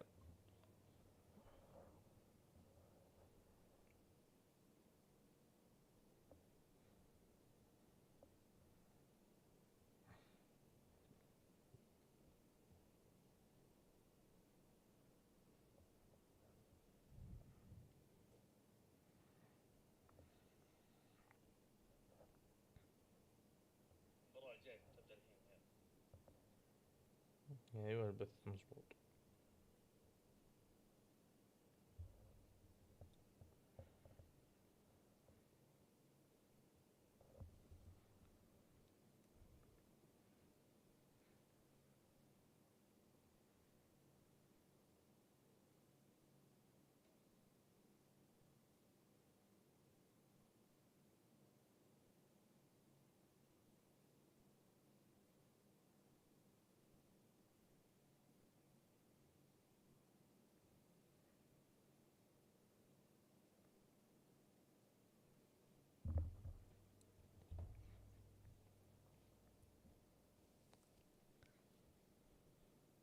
It has been a bad story for these guys. Formerly the Omen Brooklyn roster, P7 Esports. You look at this team, Prolute, Sandy, Yuli, Brack, all these guys have all been in the league. They've all been in the league, yes. And you look at them, a lot of them are search and destroy specialists. I mean, that's where how Yuli came up, Sandy and Prolute, right? So you think they have a chance in the series, it's going to be through those search and destroys. I'm looking at Brack in this one. You saw him on the Florida Mutineers a few years ago. He's been in Challengers. He has been collecting cash. Can he raise a trophy or at least keep his key alive in this fight? That's the first goal, right, Allie? Yeah, we would have to see the best of Brack. To give a little bit of background of his play style as a player, he's a fairly aggressive AR. He is going to hold these lanes, but he tries to be, and he has to be. This is a game where aggression gets rewarded, and for P7, going up against a team like Team Heretics was not fun for them. That was the definition of an aggressive, high-engagement team that we have in the league, and they got handed it to them pretty bad. Yeah, it's kind of what I was going to point out is, like, they got slammed. This is the biggest, the most dominant match that we've had so far. But I will say they're going up against Heretics, right? And, it's versus a pro team. It's going to be very tough. This is a more familiar opponent that they have a lot of reps against, right? So they're going to be a little bit more comfortable when we get into this matchup. And you see the S&D stats, Brack rocking a 1.43 is ridiculous, but crazy in his own right. And what we saw versus FaZe, he was not afraid in search yesterday. Keep in mind, these stats are from one game. Yeah, two, I guess, if you're crazed, because he played in both of those search and destroys in that Game 5 against FaZe Clan yesterday. We take a look at the numbers. So far, they're on Brack's side, but that could change in a moment. We talked to Brack before the matchup, and the man is feeling confident to take the stage. What's up, everybody? I'm here with Brack from P7 as he gets ready for day number 2 at EWC. Now, Brack, how you feeling going into this day? Feeling really good. We caught up on a lot of sleep. We've been playing really good in our scrims, so feeling really confident today. There you go. Now, yesterday, you guys had a high-fire matchup against Heretics. They had the banners. They had all the fans in there. Talk to me about what happened in that series and what's going to change today. Yeah, I think we just lock in our small stuff. We made a lot of small mistakes in our respawns. We lost a lot of man-up situations in our S&D. 3 of those rounds should have went in our favor. So, yeah, we capitalized on our small mistakes. I think the maps will start changing. There you go. Okay. Now, you guys are about to go up against a bit. You had a history with them and playing them before. You feel like you can kind of capitalize off of that loss that they took yesterday? Yeah, I don't think that's going to matter as much. I think we want revenge. I think Champs should have went a little bit different. We had a little technical difficulty in our winners round match versus them and Champs. Went up 2-0, and then we just lost all momentum after that. Unfortunately, but they're a really good team. I think we're a really good team. We capitalize on our small stuff. We can make a deep run. It's going to be a fire rematch. Anything you want to say to the fans out there supporting you and the boys? I appreciate you guys supporting from all over. Shout out my family, my friends back home. Thank you, guys. And shout out to Omit Rafi, the man behind the scenes putting together all of these Challenger units. This was Omit Brooklyn before the rebrand to P7, and they are playing the original Omit squad. So let's turn our attention to the team that is rocking the blue jersey this weekend. فالكونز قد لعبوا وايه قد لعبوا يا حبيبي فازوا 3-0. Yeah, and Mama and Craze were the only two on this roster that went positive in their series versus Atlanta FaZe yesterday, and it went all the way to a Game 5. These guys talk about confidence. They're playing delusionally so, and there's a difference between the way P7's confidence is going and Omid, almost able to steal this first respawn. You think, once again, Vivid has a little bit stronger of a start. Maybe they pull it through. They could have done it in a 3-0 amp. Yeah, I mean, I love what we saw from them yesterday. I think this was the best series on the day. Craze had a hell of a performance. I mean, even in the respawns that they lost, like the man was dropping 40. Love the way Mamba plays the game. He's always on rotations. He'll play aggressive when he needs to slow down on a rotation and wait for his teammates. Yeah. He will do so. And then the search and destroy, I thought like the initial game plan versus FaZe was awesome. Right, like take it to him. Let's play aggressive. Let's find the gap and get a first blood. And they were doing it the entire time into Game 5. But where they faltered is they didn't make adjustments fast enough. Yes. When FaZe figured out, Omid did not have a response. And I think that that has to be something that they need to talk about and approach differently as they continue this tournament. That was 5 rounds of failure in search and destroy in a Game 5 that they should have won. And I'm going to put some of that pressure on the coach. You are the 5th set of eyes. You make the play calls when needed. Someone needs to step in and give this squad direction. You can't just put it on the shoulders of these 4 unless it's going to happen just like it did at Champs because, Ali, there were no coaches in the previous meeting when this was a 4-0 beatdown in favor of Omit. Maybe it's a little weird for them. You know, maybe it's a little weird to have that fifth man in their ear, but I look at this roster and I think it's built incredibly well. With the way that we learned so much about Mamba and Craze yesterday, with the addition of Vivid and Mac, those are both incredibly selfless players that know how to slide in first. They will do the dirty work if needed. This Omit roster, with the way it's looking, could be terrifying. I'd love to see what they look like when they're all in their A game. Taking a look at some of our numbers, who tops the hardpoint leaderboard? Well, Bulldog was hitting 99 level. Craze was at a full 100, 33.3 kills per game. The man was frying, and as you pointed out to me, he knows when to play his life. Yeah, he does. His KD is going to look phenomenal because he doesn't throw his life away. He sets his teammates up for success instead. You know, something that like validated the way I feel yesterday is so funny is because when I play against Craze, I play against him a lot in studies 8s. And every time he gets a kill, and he'll get called out, and I'll be looking for him, and I'll feel like an idiot because I can't find Craze. And I'm like, yo, I checked where you said we knew not he there. was around here. And seeing him do it against FaZe, I started to realize, like, okay, he's just different. He gets away with his life. He'll re-engage with the team. Like, Craze is a monster on that role. Excited to see him today. We talked with Craze before this matchup. Ali, let's listen in with him. What's up, everybody? Blaze here with the one and only Craze from Team Omit as he gets ready for day number 2 for Call of Duty at EWC. Now, Craze, how you feeling today, bro? Confident. Bad loss yesterday, but we'll bounce back. Yeah, there you go, right? And it's important to keep that confidence, all right? Let's talk about the loss. You guys were up. You guys was a great series. But one thing that you did very well was stay cool, calm, and collected throughout it. But even after losing, what did you guys learn? How you guys plan on bouncing back today? Honestly, we choked some situations like the hard points that like we usually don't. If we didn't choke them, it should have been a 3-0 to be honest. But like we just didn't ice up when we had to in the hard points. There you go. Okay, all right, nice. And then, you know, when it came down to the S&Ds, you know, you guys are playing fast. Do you guys feel like you maybe should have changed your tempo at all? Or are you happy with how you guys went out on it? Yeah, after we went up 5-2, honestly, they started adapting like more to our play style. And we should have we kept getting blooded. We started playing too fast. I think we should have slowed it down, but like it is what it is. Can't do anything about it. Yeah, can't do anything about that as well, all right? But now you guys getting ready to go up against your match. Anything you want to say just to the fans out there that's been supporting y'all? Y'all had a lot of love and support out there yesterday. Yeah, we appreciate all the love and support. We're gonna win today, that's all. That's the message, we're gonna win. Hey, you heard it here, okay? They're gonna get the job done. Fell short of their goal yesterday, but it was darn close against FaZe Clan. Now you're considered the favorite in a fight where you were a huge underdog on day 1. Ali, break it down for me. Do they have to win the hard points, or do you think this is a team that could get a 2-3-5 win if it goes the distance? This is a team that could 3-0. They could have done it yesterday versus FaZe. They dominated them in control, and that wasn't even Mamba and Craze. That was Mac and Vivid, the vets now technically on this roster, having takeovers in series, and that's the scariest thing for me, is all of our top teams are incredibly strong at control. We have a challengers team that slammed Atlanta FaZe. Yeah, I mean, you look at it like Omit outplayed FaZe in that series. I mean, like you look at, for somebody to clutch, it means somebody has to choke. And that's what happened to Omit. They choked. I mean, you think back to the hardpoint map number 1, Omit could have easily won that. And the 2 dominant maps in this series were the 2 maps that Omit won, right? So coming into this one, I think they're going to be extremely confident. And it is a familiar opponent. So I think they're the heavy favorite. I want to know what we're playing on. Are we squaring up on the same maps and modes we played at Champs, or is this a new best of 5? We got Hacienda, Protocol, Skyline, and Dealership. I know we've got limited numbers on these teams so far, but what's your gut telling you in this matchup?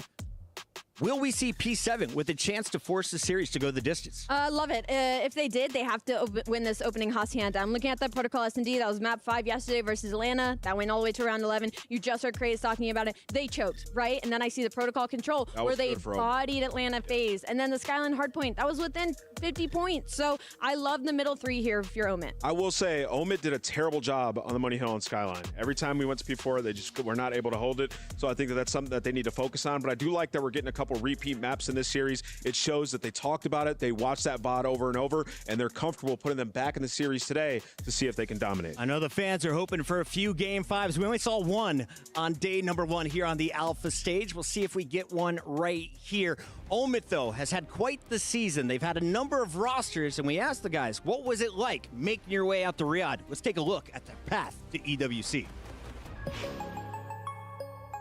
We have challenger players going into this tournament we have different ways of playing the game. I feel like pros have a certain way of playing the game, so we bring more of a different type of game style to all the pros that they haven't really seen all year because they've been playing each other. So we'll catch them by surprise. I feel like pro teams have a set system that they follow throughout the whole year, and challengers with players coming in and out of teams and roster changes, you always have that different type of game style that pros don't usually see. I think the key to our success is teamwork. If we can work together and out teamwork the other team or other pro teams that we play, then I think we have it, because we have all the skill, we have the talent. We just got to come together and play our game and show out. Hard work. No, there's no luck in this. It's hard work, preparation, and just talent. We prepared for this for the past 3 months, and we're ready.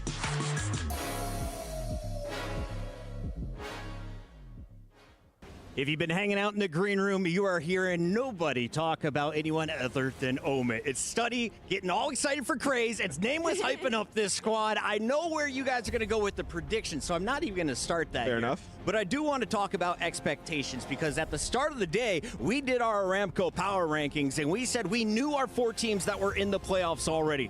The question was, who are the teams to join them as we crush 8 keys and we move 4 more squads into the playoffs? Talk to me about FaZe's position, and where would you put Omit in these 3 categories? Yeah, you know, the reason we have FaZe in the vulnerable spot is because we're expecting Omit to win this in dominant fashion and then rematch up against FaZe, right? So if they're able to get to that position and ultimately beat FaZe, then I put them as to one of my dark horses that can make a run. 100%. I completely agree with you. And I just thought it was funny as we were going through Top of Show today, all day, that we were all acting like P7 has already Yeah, they had to have seen that, right, Allie? You got to think maybe they're coming in with a little extra fire, because, you know, they are in the best position to be a quote-unquote dark horse or underdog. You're basically playing against your family. It's a former teammate now on the other side of the stage. Ladies and gentlemen, we are in store for some fantastic Black Ops 6, and we are so happy to have you joining us from around the world. This matchup is just 20 seconds away, and we are about to begin.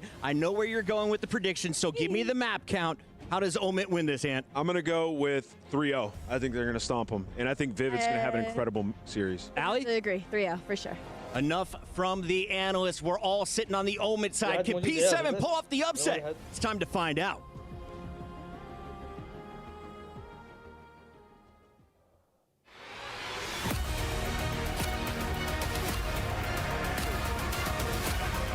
ما شاء الله اشتراكات ترى الله يبيض وجهك زدت 5.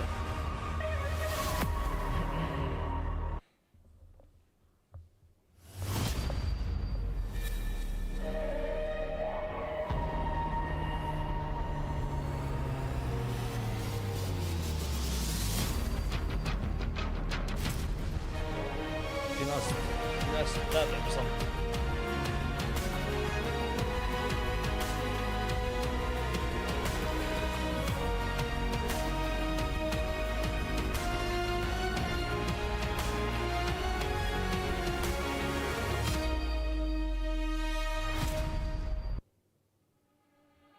We are up and running in Riyadh, and you've just witnessed the brutal nature of EWC. Losers don't leave quietly. They are literally crushed as the world watches on. If, like me, you unapologetically, unashamedly love watching keys get shattered, then you're in luck, because plenty more will feel the weight of our key crusher before today is done. It is Call of Duty Black Ops 6 at the Esports World Cup. Honestly, Ian, let's just keep rolling. Let's welcome the teams. I'm so excited for this one. All right, they are underdogs, yes, but with veterans in the mix, they've got a shot. It's P7!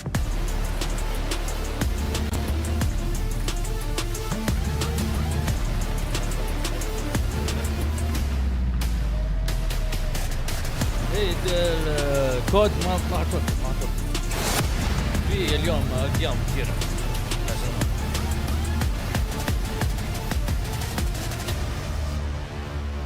سلمان يشترك، اهم شيء تشترك يا سلمان. اللايك تكفى والاشتراك. Their opponents, they gave last year's winners a run for their money. Back on stage, full of fire, it's Omit!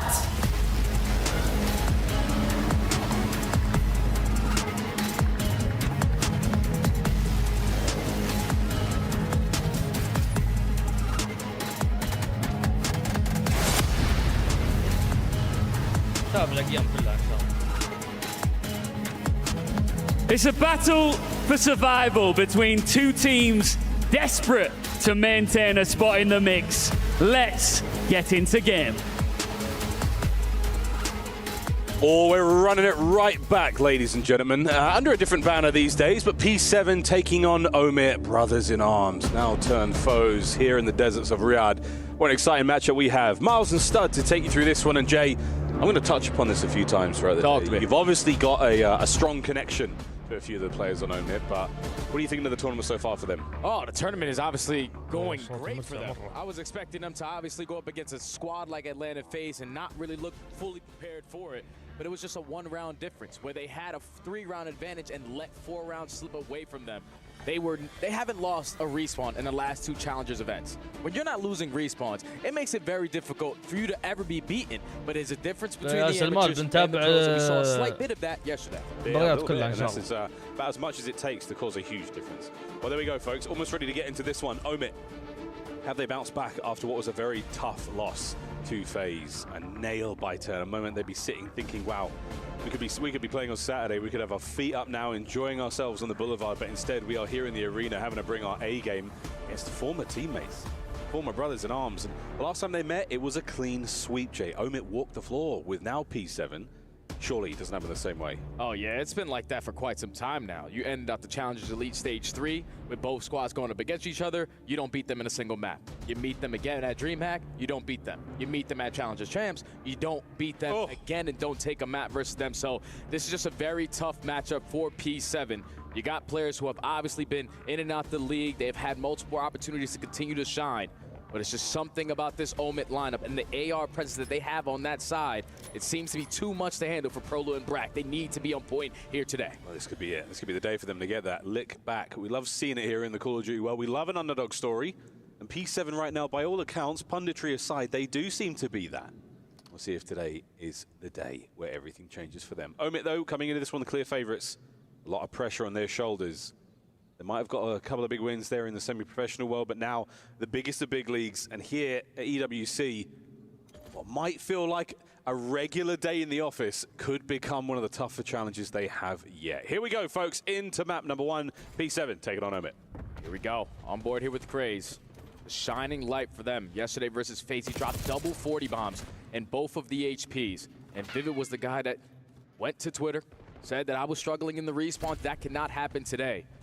Already into the P1, P7 soaking up a lot of time. Mamba's able to find a double. The trades better for Omit. You can soak up the hill with 30 seconds still remaining. We're looking towards P2 as well. That's the way things go on Hacienda.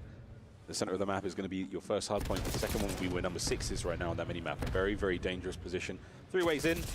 4 technically, including the water. And with all of those members of P7 finding kills now across the map, they go but right into Mac. And Mac, hungry for the challenge on the second man, not going to have it. Next up, perfect timing on a Prolu. That is unbelievable. Now the next man in the hill. There's simply no way. Surrounded. Here come the reinforcements though. Omit trying to break the hill. That's a big double there from Mac to give his team another chance potentially on an early break, but Standy's able to take care of Craze. Now P7 have to hold from the front side. Tight setup. You have a little bit of lobby control as well. Everyone from Omit committing through driveway. Who's going to get the opening kill? Prolu and Brak. The AR's already shining at the P2. Look at that stacked up close though on the inside of the point. P7 now trying to buy some space. But wait, Mama finding one through the side door. Up to Brak, the next gun at the ready. Yuli tries to plug the hole, finds at least one with a team kill, and an awkward moment indeed. Over to Brak, finds 2 with a pistol. Last man gets the break, but the reinforcements are here for all P7. And what a second hard point, Jay, they've had already. Yeah, this is a perfect start if you are P7 to gain some early momentum into this series. You punch them in the mouth off the rotation, even when you don't have the preferred side, and you hold it down from the front. Eventually flip them out. You're going to have a 40 to 50 point lead going over towards P3. Omen are not going to commit anyone to try to chow that again, but Craze is going to fall. So now he's going to spawn at O, but thankfully you got a Reese Vivid, a veteran, able to pop 3, and now you're stable at P3 now. Over the fences, and we've got Mac on time. Vivid finding himself 4 now in a row. Doesn't find any of these kills near the objective though, so not a huge amount of points accrued. I'm going to be looking towards that Hellstorm anytime soon, but looking towards the hard point. Here come P7, Yuli, the first man there to make contact on the contest. Covering fire is there. Mac takes care of his teammate. Can he keep the play alive for a second longer? Enough to get his boys involved. So now this hard point wide open, unless Mamba says something about it, and he's already on time. Another to his name, nearly. Waiting for the reinforcements, and here come Omit. Those are good nades right there from Yuli. A roller to pop a double initially to slow them down. Good one to find an opening onto Mamba, but the trade's better from Omit. 3 dead in the feed, make it all 4. This final 15 seconds is going to be theirs, and now Craze is in a position to cut them off the rotation. Great stuff, though, again, out of P7. We've talked about the rivalry, the history they've got as a squad. Currently, they're sitting with the lead. Beautiful shot, set a Mamba, not enough for the second. Over the rock hard point we go, and Craze biding his time, waiting for his teammates, doing this alone. What a high IQ play this could be. He pops in. Damage, not enough for the kills. Here come the nades over the top. Beautiful work, and what a bit of help there from Omit. The break is nearly complete. Stanley last man down. That's their hard point. Stanley walked right by Craze, so the fact that you don't spot him, he makes an impactful play with the nade to find an opening. But now there's only one player left. Mac is instantly going to fall. You're not in the position to now play the trades. The advantage is in favor of P7, and Brack again lines up a double to hold down the time. What a break. 30 seconds to go here on rock hardpoint, and P7 are walking away with this opening set of hardpoints here on Hacienda. Prolo back to time. Trophy's working away there. We're going to see a last-minute contest. Opportunity for the break here.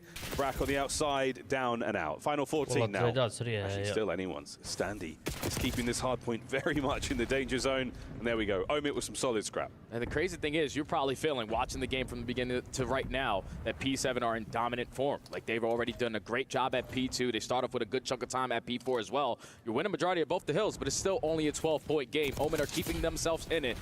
But now on the second set, it's a trade back and forth from Mackenzie. Melts is able to line up a double. You're going to turn it into a one-on-one. We want to maintain the map control before we hop in the hard point. And now, Omen are in. And Mac at that 13 and 9, he's woken up today with murder on his mind.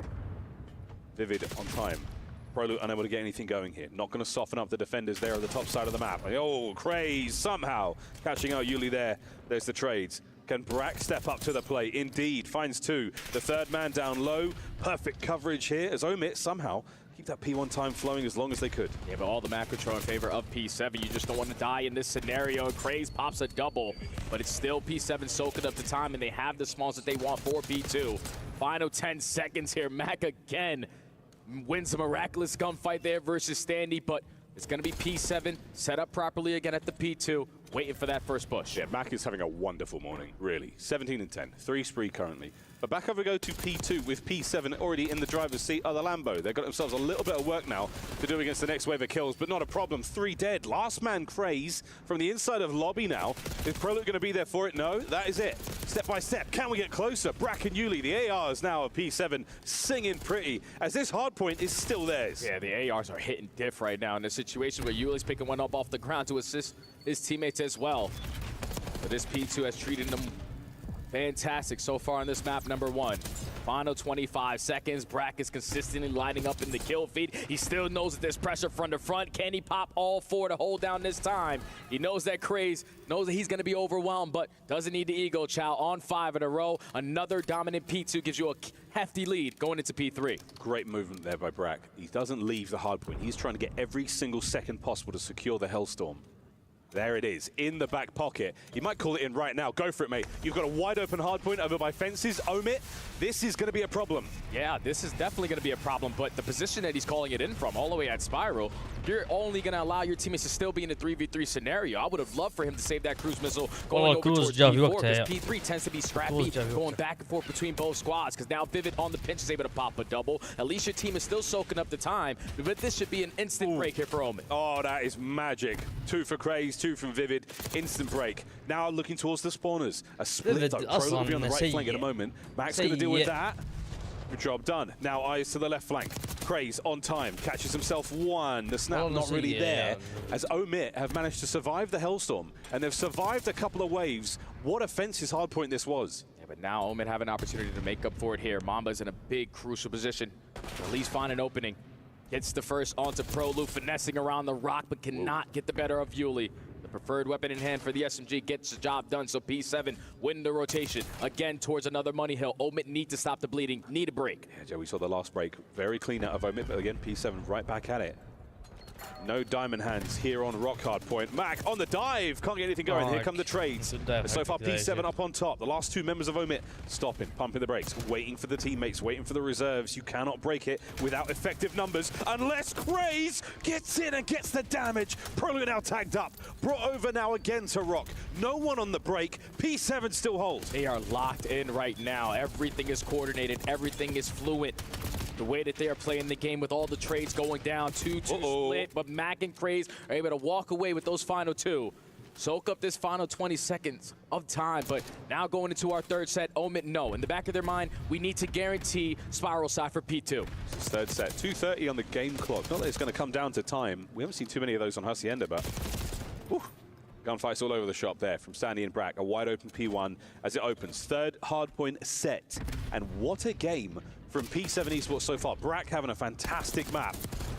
Mamba, can he find the second? Sure can. Trades there complete though. Top side of the map still very, very dangerous right now for Omit. P7 get the time. Omit have the spawns that they want going into the next hard point, but we don't want to give up a lot of time here at P1. Oh, gotta make sure you're playing your trades. Mac pops another double, gives your team an advantage in the gunfights. That's already 3 dead. Everyone from P7 spawning over towards fences. So if you were looking for a momentum switch up, this is your moment you have to capitalize on. Stronghold so far. Heads up movement from Craze. What an attack towards the bottom side of Secret. Gets himself one out of that. Mama now on the other side. This is a good looking P2, and finally Omit have got themselves in there. First and foremost, a bullet separating the gunfight there. As once again, P7, I spoke too soon, full control of P2 for the third time in a row. If they keep on getting all the money hills, there's no way in hell you're going to be able to win this game. So we need an early break. Can Craze make a miraculous play? No, he's instantly going to get shut on down. A 40-point difference. It's going to be basically 60 before Omit can commit themselves in towards the objective. Vivid is able to find a trade, but you got to slow it down. You're the only one here. Yuli, oh, great instinct to charge that play once they get the trade. Brilliant timing on Craze as well. So you've still got an opportunity here for Brack. Keeps the spree going. 28-17 now brought down. Standy fills the hole immediately. Second man good to get into the point. And there we go, Prolu. Last line of defense right now. Should be picked up easy peasy for Omit. He's going to make him fight for it. A swap now, Jay. 30 seconds to go on P2. Yeah, that's a much-needed break right there for a moment. You obviously didn't want to give up 3 full 60s at the money hill, so this final 30 to keep you in the mix.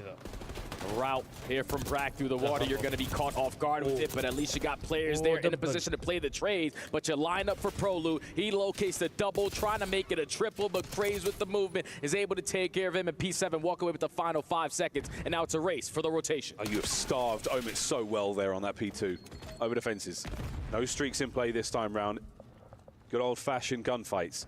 So far, Omit with the control, but Standy now, the timing on this attack is gorgeous. Whoa, but Mac from upstairs. Brack takes care of business now. Can we get another one there on time at 220 to 170? This is dire straits for Omit. Oh yeah, Omit need this time, but Brack is just making their lives a living hell. 31-19 with 2 minutes in the game. He is Mr. Do-It-All right now. It's a trade fest from Platt, but Prolu with the double. It's going to allow his team to walk right back into the HP. You can close it out here if no one is able to contest. And Omit, they have to start winning some fights. 230 and climbing.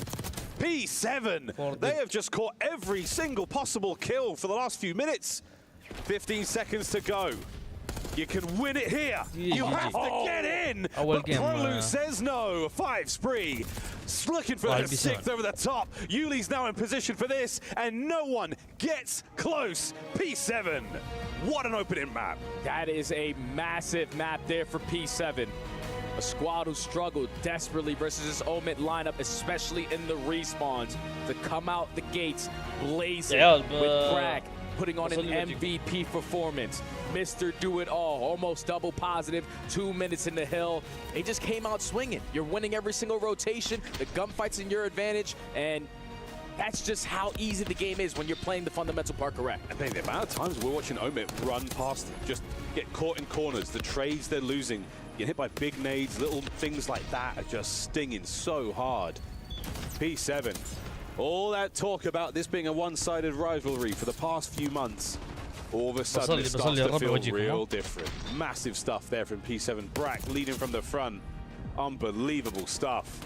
We'll go to the search and destroy in a moment, but as far as these highlights go, Jay, I mean, getting creative. Water routes, really keeping everyone there from Omit on their toes. Not for a single moment did you feel like Omit could pull this one back. If we had a game flow, that was P7 in the lead from start to finish. Crazy stuff to start the day.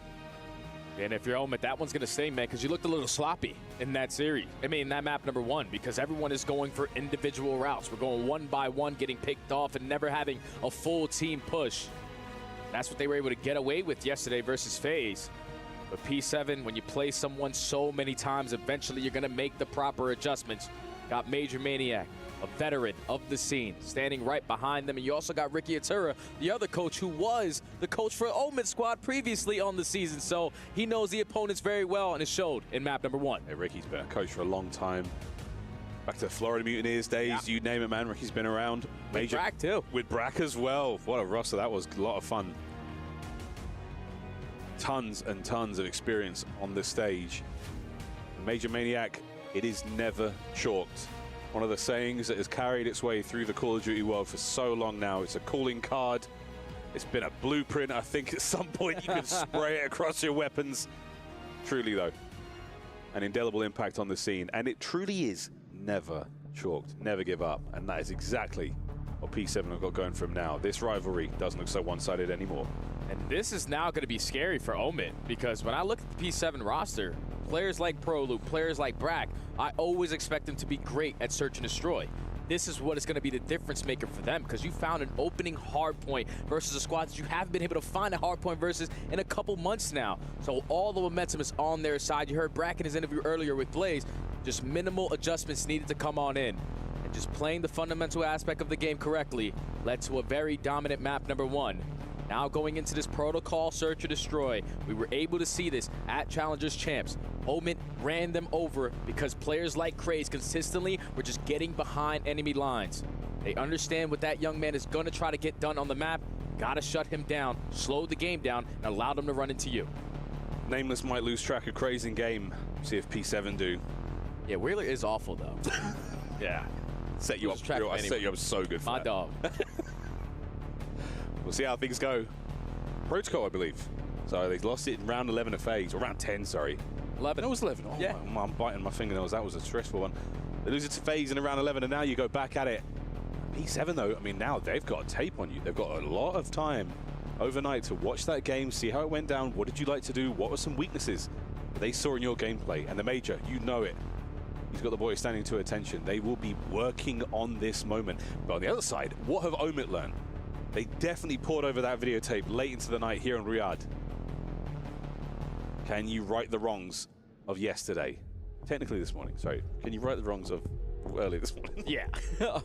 Yeah, now honestly, when you talk about Omit on protocol, it's all about just the adjustments. Early rounds, things you can get away with, but when you go deeper into the game, people start to understand what you're going to throw at them. So Craze really couldn't find openings with the way that FaZe were able to make their adjustments with Celium basically sitting in his spawn, waiting for a pinch play. Everyone else was stacking on the opposite side, knowing that they like to play slow. And this young man on your screen is their playmaker. You've seen this guy all season long. He's been the best player in Challengers throughout this entire season. He's basically won every single thing you can possibly do for an amateur. And also alongside Mamba, who I've grown to be a really big fan of these last couple of months. Just getting away from his regular circle. He used to play with Wiz and Dak. And once he was able to reach away from them and join this lineup, he has turned into a totally different player. The way that he values his life, the way that he positions himself, you best believe he's going to be a crucial player as well on the map. Something about that occasionally, you know, the players you've got around you, it does impact the way you play. It impacts the way you perceive yourself, what kind of decisions you're making. Can I take that challenge? Can I take that fight? Yeah, I can. I'm him. I'm him. I can do that. And now he believes, and it has changed things indeed. The power of a good teammate, the power of those you surround yourself with. We're getting the lobby restarted very quick here, folks. Not a crazy reset.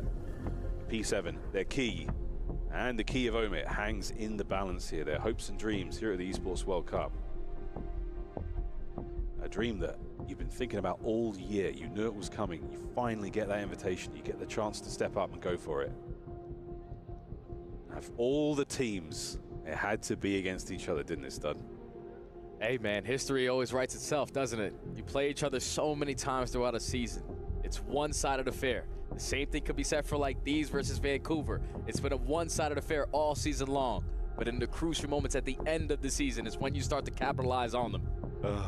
And I said it before the map once started. It was all about the ARs in Prolu and Brak, but the fact that Brak was able to have that performance on that map number 1, you could see it instantly in the player camps. He was roaring, getting the boys ready, and alongside the SMGs, who are going to be the difference makers for me on this map, between Yuli and Standy, we know how they like to play. Island players try to weasel their way through, get some deep cuts, and just catch players off guard. That's going to be a fun battle between both SMGs on both sides. We're looking across the highlights, and even in game, it just felt like we were constantly getting assault rifle kills. Yeah. Constantly from the boys of P7. It was relentless. If you're unable to get your submachine gun players close to these hard points, you're not going to have impacts whatsoever. I mean, that is the timeless tale of COD. Your AR players have to buy you the space. The submachine gun players can really open up the map then, really take control. And it was impossible for Omi to get anything going. Almost ready, folks. As the tension's starting to get to me. I'm worried about how this search and destroy is going to go, because this is an elimination matchup. Will we go deep into this series? Will it be another clean 3? Have we seen one of those today? We'll find out. Prolu, of course, a long and very fun career he's had so far. Played for Optic Texas. Yeah. Back in Vanguard. Came in on a stint. Turned some heads. Had himself a good time. Vivid, another player with that long and storied history. The first time I saw him play was Cold War, I think. No, actually, maybe before. No, it was 19. before that. Yeah. It was Cold War. He went to Dallas Empire. Yeah. Got top 3 at the end of the year. So Vivid's been around for quite some time. Obviously, he wants to work his way back up to the big leagues. He probably feels like he never should have went down to the amateurs. And the rest of the world probably feels the same exact way. But it's a battle between everyone just trying to get their stock up going into next season. You know how crucial it is to get a good placement here at EWC. Players like Prolu, who's been working his way all season long for his opportunity to go back up. The crazy thing also is, in the final elite, Mercules gets picked up to Toronto, right? So that means someone had to fill in. Prolu filled in for Omid Brooklyn at the time, which was crazy along the lineup, and they won the entire thing. So this is going to be a good one, because you know exactly what their playstyle is. It's just amazing. The DNA between all these players interwoven. A rich sort of tapestry of the teams on stage. They know each other so well. I got to have a really interesting conversation with Mac and Vivid actually about what this year meant to them, because it was a tough year, serious grind. They both were, let go from their respective pro teams. So what was it like to bounce back? How did you pull yourself out of that? And they both said to me, it was about finding my playing style again, remembering who I was and what got me to that position, because over the last year, both of them had stopped playing the way they wanted to play. They started to play around other players. They started to try to sort of pander to the play styles that they thought they needed to have to complement those around them, and it totally took away their identities. They finally found that back, getting themselves back into the swing of things for their respective teams. We saw Mac yesterday, man, absolutely running amok on FaZe. And Vivid, he has had some stellar moments this year. The one-eyed Raven battling through serious adversity, quite literally, with one eye. My God, that one eye was getting the job done. And the young man on your screen right there with Yuli, this is a guy who only had one opportunity in the CDL back in the day on the London Royal Ravens. And that obviously did not go well. Tough. He has found himself consistently back-to-back years in Challengers, trying to work his way back up. I remember in the beginning of the season, he was one of the top SMGs that we had in the game. The way that he values his life, the way that he approached the game. He was just one of those difference makers that was simply hard to beat when he was on point. But everyone's waiting for this map number 2 to go down. And realistically, with just a little bit of pause here, it can allow Omid to just reset. Look at each other and see, like, that map number 1 was not us. This is where we start to spawn in. It's a difficult thing to do. I mean, you've gone from the high, just as a player perspective, like purely as an individual. You had a match yesterday against FaZe, the highest of highs, the crazy adrenaline rush. You lose that in a nail-biting, heartbreaking fashion. You end up having to go to sleep. You wake up. How does it go for you the next day? You'll find out soon. Well, folks, as you can tell, that technical check is still underway, so we're going to throw to a very quick commercial break, get things set up on stage, and move on into map number 2. When we come back, P7 taking on Omid Protocol, Search and Destroy.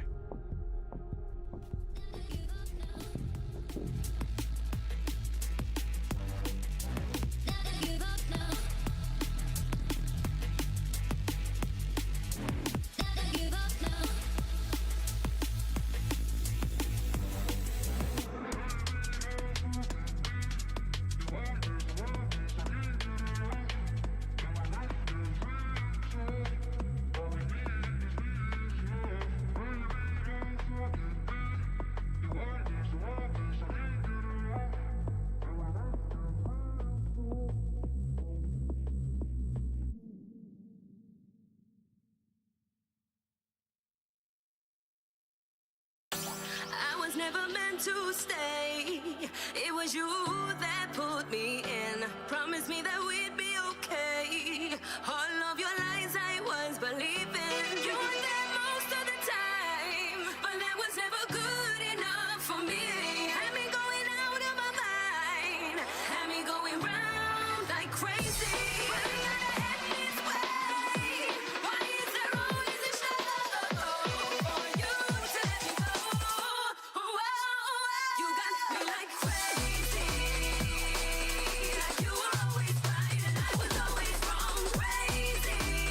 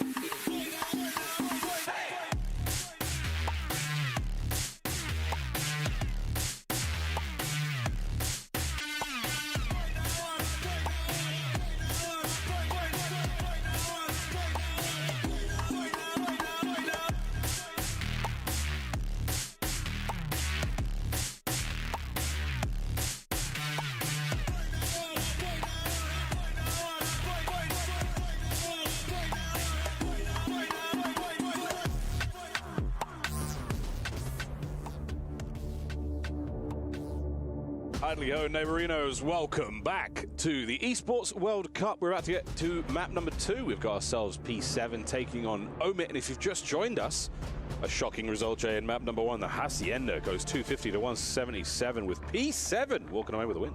Yeah, Mr. Big Brack just took over in map number 1. Almost double positive. The objective, hill time, kitten as well.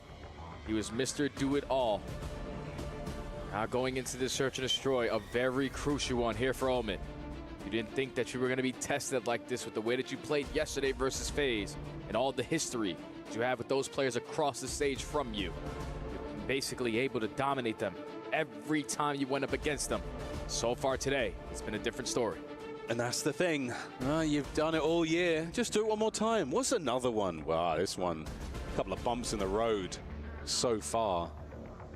Round 11 lost to FaZe last night for Omit. Now you find yourself down a map against a team who you have taken to task every single time this year. P7 under a new banner. They are unleashed. See how the search and destroy treats them. Of course, we talked about it a bit before, Jay, but you got a lot of time to go over the gameplay from last night. You saw how FaZe won that match against Omit. Are you going to start bringing in, a couple of similar looks, I would imagine? You want to play the game your way, but exactly, you don't want to go too far into the depths of we're trying exactly to beat them here. So we still got to play our game. Yeah, you initially start to play your game. You always want to come in with the intention like whatever we do in practice is going to show and it's going to work. When those mid-round adjustments start to come on in, you need to be able to adapt. That's one thing that Omit were not able to do yesterday versus FaZe once they were up 5-2. You heard Drazen in the interview say, we weren't just getting gunfights. That's all it was. So we just started to run it down together and win those gunfights, and that was truly the difference maker. You got to be able to read what's going on, adapt on the pacing, and value your life in crucial moments. Fist bumps going out. You, ladies and gentlemen, you guys know exactly what that means. Map 2 is about to start. Here we go, in a protocol. Search and destroy first to 6. Here in the Call of Duty world, we slow things right down. You respawn fans. You can enjoy what will be a very, very tense game of Search. Protocol J, a map that has fair share of love and hate here in the Black Ops 6 world. But one thing, you get the bang outs towards B, a little bit of love towards the A-bomb site as well. Who knows? We're going to be seeing it all. Taking a deep plunge, and now we come out of the waters and into the fray. The Observers are killing it all week. Love you, boys. Here we go. Omit on the attack. Yesterday versus FaZe, they opened up with a very aggressive round, but already on the opposite side, P7 are matching that intensity. They battle for the mid-map control. Yuli already in a great position to potentially find the first. Gets himself all over top mid, so there's an opportunity here, but no need. Root's going to get first blood. Wait for the call. Breach and clear. Oh my word. P7 with a perfect, and I mean perfect round. The homework, studying on the roster who just played this map yesterday, worked perfectly in the opening round. You're just able to blind counter them on the mid-map aggression. You already approached towards mid-gun. You had some P1 control with the ARs watching over you. And that was an easy 4 up, 4 down, clean round for P7. It's one of those like gameplay trailer moments. Black Ops 6 coming to stores near you. And they get all those kills so perfect. It's like, okay, boys. Well, swap sides now. P7 on attack. So the defensive round up top was fantastic. 2 nades to the right. Gonna hit grass, maybe a bit of top mid action now. You got showing of force upstairs though from Omit. And now we descend with the bomb. Standy, he's gonna be the carrier. Planting on A, Yuli with the coverage. Already first blood, it is gonna be Craze, so the man disadvantage, you gotta find a way into the bunker. You're looking for the opening kill, but Standy's able to locate Vivid 4v2. And the last round was perfect. This one, oh, there is a slight shade on this otherwise glorious moment. Mamba 1v3 now. This will be for the ace. And he's still on track. 20 seconds. Got to make something unbelievable happen now. And he brought the fight. He did not have the time. P7, 2-0. It's looking really clean right now for P7. They're understanding what's going to get thrown at them. You go for the default offensive strategy. Someone drop down bottom sip, throw your shoulders. See if they're going to be aggressive through bottom bunker. But with nothing connecting out of the stuns and nades, AR still sitting in top grandma's window. You read the pressure through the middle of the map. You catch Craze for the first blood. Instantly plant the bomb in towards A with the man-up advantage. It's another clean round there from P7, 2-0 early. And a very, very articulate nice from Standy there. Indeed it was, mate. ProLuke sitting at 4-0. He'll have himself an RCXD to play with. Coming up on halfway towards his Hellstorm. As we ride the walls, we get down the stairs one way or another. But all this is going to do is, you know, just pass that intel. No one's down there. An opportunity now to go back over towards that B bomb site. ProLuke going deep. Objective is already going to get down. Got in the read. The play is going to be over towards B. So 4v4 retake with 40 seconds. Mamba finds the first. Brack instantly gets the trade. 3v3 time ticket. Mamba blesses himself with another one. The third not going to be there. Crazy's all over it. And this looks like Omit back on the board. ProLuke now going to keep the spree alive. He cannot. Omit. Fantastic resolve. Get the bomb down and get those kills very quickly indeed. Yeah, and realistically, that round could have went way different if ProLuke actually executed his RC play the way that he wanted to. When you call it in from the top steps on that angle, you instantly are going to spawn that RC on the bottom side of the steps. But wasting too much time to just get down the spiral gains the information a little bit too late. There's already pressure on the B site. By the time he wraps back, the post plant setup there for a moment, too strong to get on the board.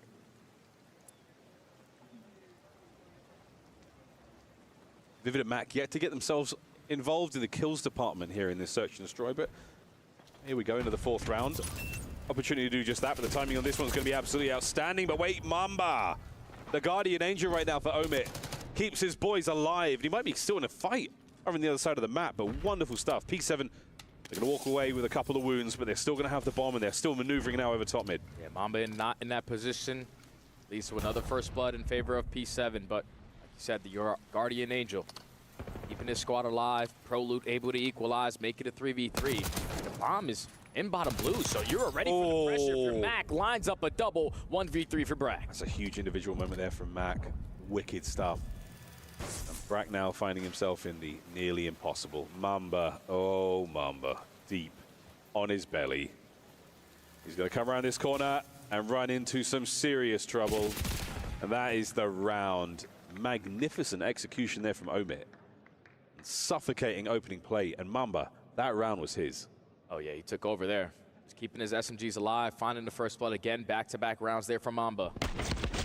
Then back the closer on the round. Catches Standy, and then the second kill onto ProLuke, even better. Omit starting to adapt early on, slowing down their game, not risking their lives, not taking risky routes. All tied up at 2 now. And it's nice to see. It's not flashy. It's very, very simple stuff. I'm watching the left. You got mid, cool. I'm on right. Mamba finds his kill out by Zip. What does he do? Go straight across the heli, try to anticipate the next play. It's nothing too flashy. It's very clean. And Brack's first blood, ideal. Standy, oh, what a blessing this is. Eyes on at least the first. Now passing the intel over towards his teammates. There's the flank. ProLuke now in a fight for his life. Find that kill, maybe force him into Standy now. Oh, he's been read and dealt with. Oh no. Should have taken care of business when he could. And Mamba, mission impossible. ProLuke can't finish him off.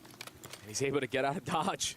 So still a 3v3. If you're standing, you're thinking, I should have gotten that kill onto Vivid. A bit of 4v2, we have a heavy chance of securing the round, but now the bomb's gonna be planted in towards A. 3v3 for the retake. You got your trophy system down. Everyone watching the proper entrance. Yeah, you got all bases covered. Here we go though, P7. Line this one up, get the nades close. Trophies intercept. ProLuke finds his first. Mamba now down, what a retake this is. Vivid's gonna get to the fight late, but the bomb is already gonna be defused now, surely. Wicked work out of P7. Love it when a plan comes together. They're gonna feed Yuli, who's still on the streaks there. Hopefully get himself an RCXD to play with as well. That's the lead chain. Hey man, that trophy system did not help at all. You threw it on the right side of the computers, the nade went on the left. So you're able to get the hit marker.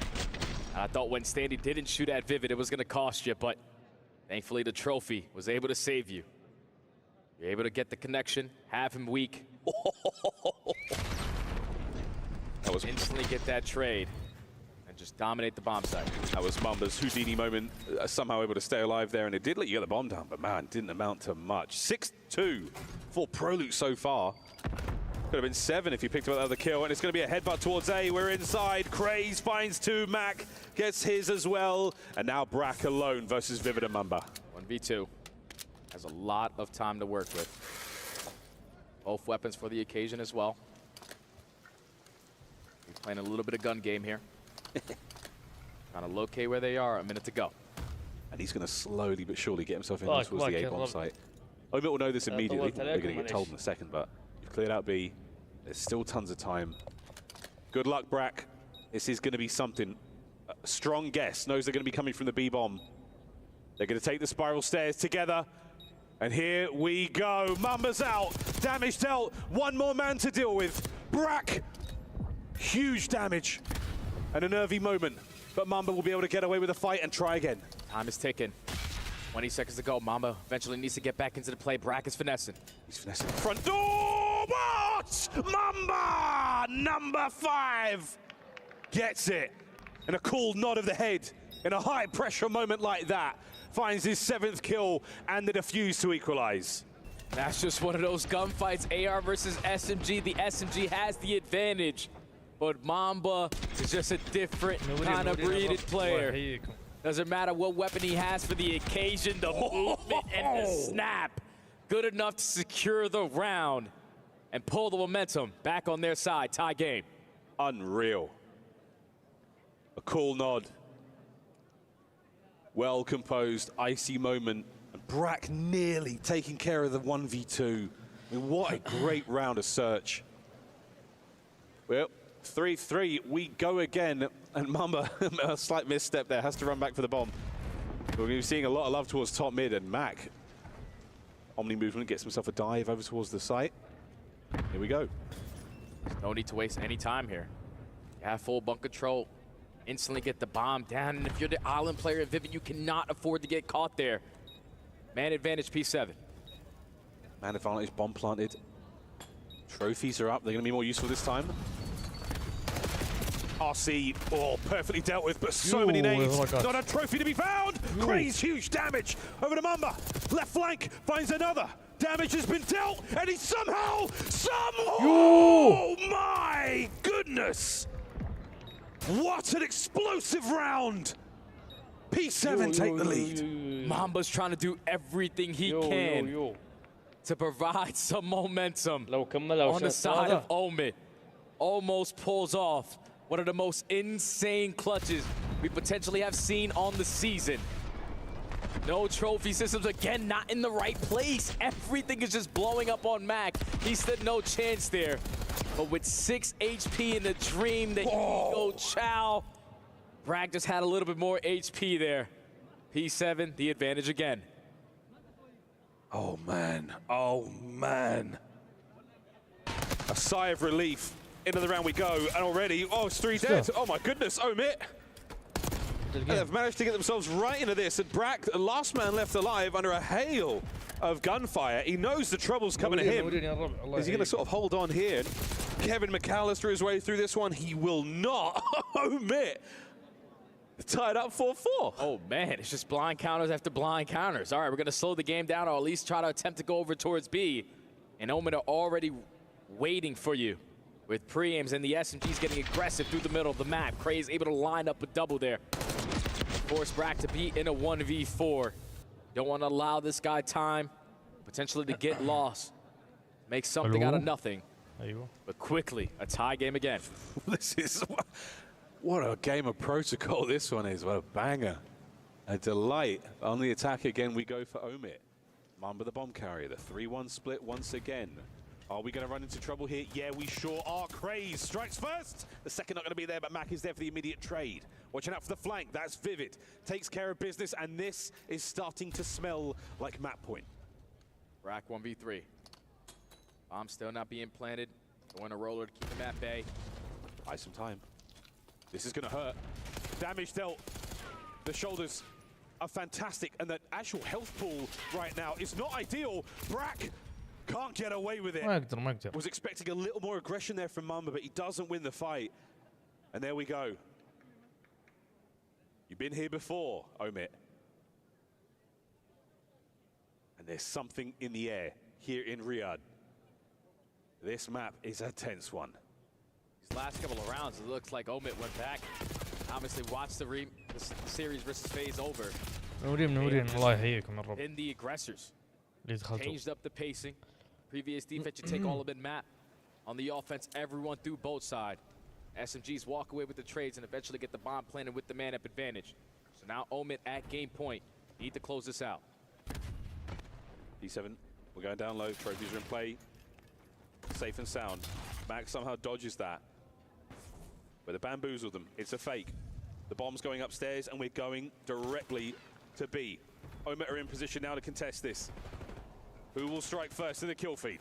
Viv is going to get isolated. Viv is going to get isolated, but Craze instantly finds one.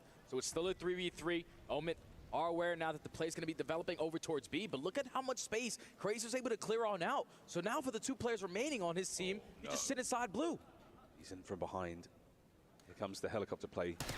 The ladder works but once. 11-6 now, he's got it. The bomb site is totally clear, but the bomb nowhere to be found. So P7, what an adaptation. Standy makes his way over towards bomb. 2v2, and here comes the plant. Bomb's instantly going to go down. You have no idea where Yuli is.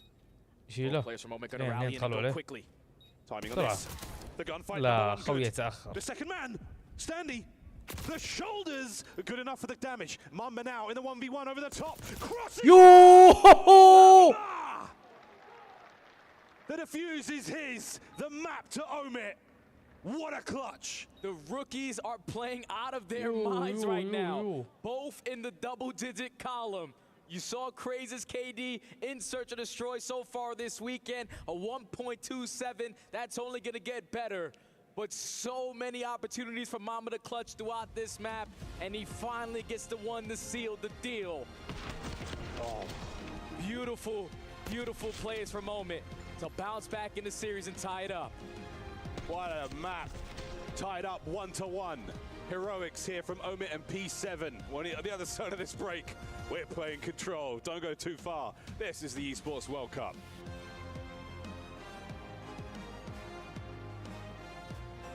شويش على مايك شي. Oh my god.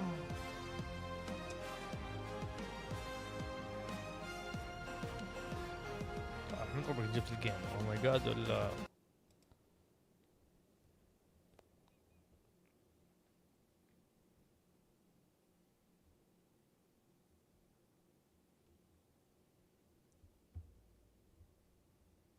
شو علومكم يا عيال؟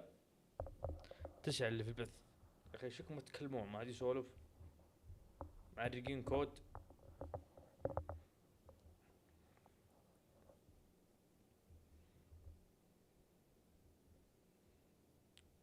خلصت ذي بقى 4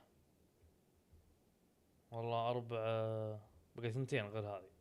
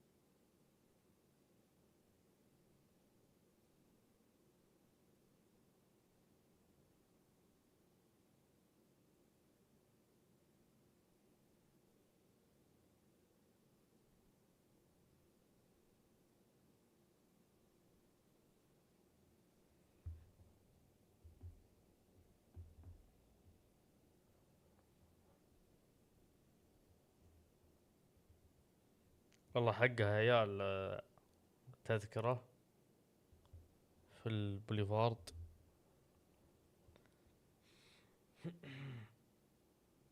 نغير جو هناك يا ولد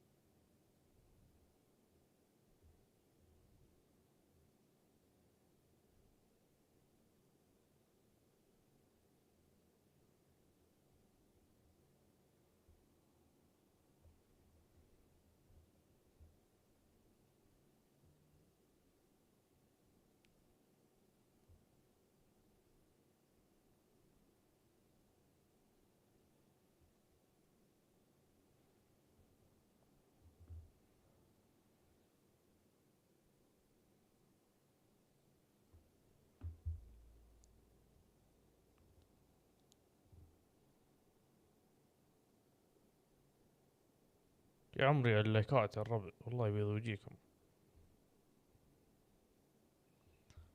يلا الجيم الثاني.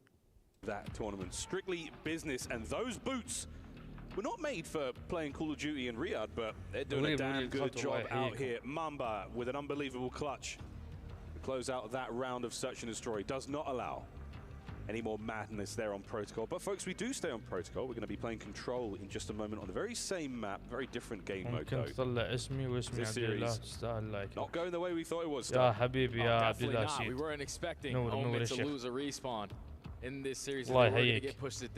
توقعاتكم يا الربع. 1-1 الحين. هذا الجيم الثالث. That search and destroy and right the wrongs from yesterday. With Mamba having an insane finish to close that game out, they pulled the momentum on their side because now going into this Protocol Control, this is the map that you dominated FaZe on. They were one of the best teams that we had in Control all season long, and Protocol was their best Control map, and you took care of them with ease. This is also a map that you have played multiple times versus the lineup on the other side. It's about the SMGs. Mac dominating the presence in towards top trips. Craze consistently getting lost. And Mamba just being the cleanup guy. But I think Vivid needs to come alive here. He's the veteran of this lineup. He's the most experienced player on this side. وعليكم السلام يا الله يرحيه. Not done yet. You still have a chance to turn it around. Yeah, for P7 again, we saw how strong they were in the opening respawn. See if Protocol can treat them just as well now in Control, because let's face it, you want to take a lead here. You don't want to go into the Skyline hardpoint. We certainly saw some good looks out of Omi in the match yesterday against FaZe, and of course Dealership Search and Destroy. That will be the final map. We have to go the full 5 here in this matchup. Secretly, Jeremy, I would like a 5. Can't lie. I can't lie, bruv. It'd be lovely. We haven't had one this weekend so far. No, we have not. Between two teams that have faced each other all season long, there's no better way to end this story than to go all the way to the distance. We got to get there first through this Protocol Control. SMGs need to dominate. ARs need to hold their power spots. شو علومكم يا عيال؟ This is going to be another map where it's going to be non-stop action. This is the final chapter of the rivalry between these two teams here in the Black Ops 6 year. We're going to close the chapter on this one. Part 3, Protocol Control. We'll see if we have to go to 4 and 5. But in the meantime, everyone getting ready there on stage. We are hot to trot. Ready to wrangle our players into a lobby now and load this one up. Predictions, Jay? Of course, Protocol looking good for Omi yesterday, but P7, there's something special about the gameplay today. Oh yeah, there's definitely something special about the gameplay because they have the fundamental aspect locked down, at least in the respawn in that map number 1. It's totally different. It's not about rotations. This is all about valuing your life in certain positions. That is going to be the difference maker. P7 definitely can give them a run. يبدأ الماب الثالث يا الربع اللي مو مشترك يكون يشترك. Fundamentally sound as they did in map اللي number مو 1. معطينا لايك. This map right here for me. Decide who wins this series. An important map and a big one. Here we go. P7 omit map number 3 in a Control. 2-2 off the rip here for omit. 2 towards the middle of the map. 2 right on towards the A zone. And we're going to start the capture already. Standy with a cut-offs. Can he get the second man as well? Not going to be there. What a hip fire that was. Kenzie melts. And that's already 3 dead. Brack, the last player who just got killed, on Craze all the way in the back of his spawn.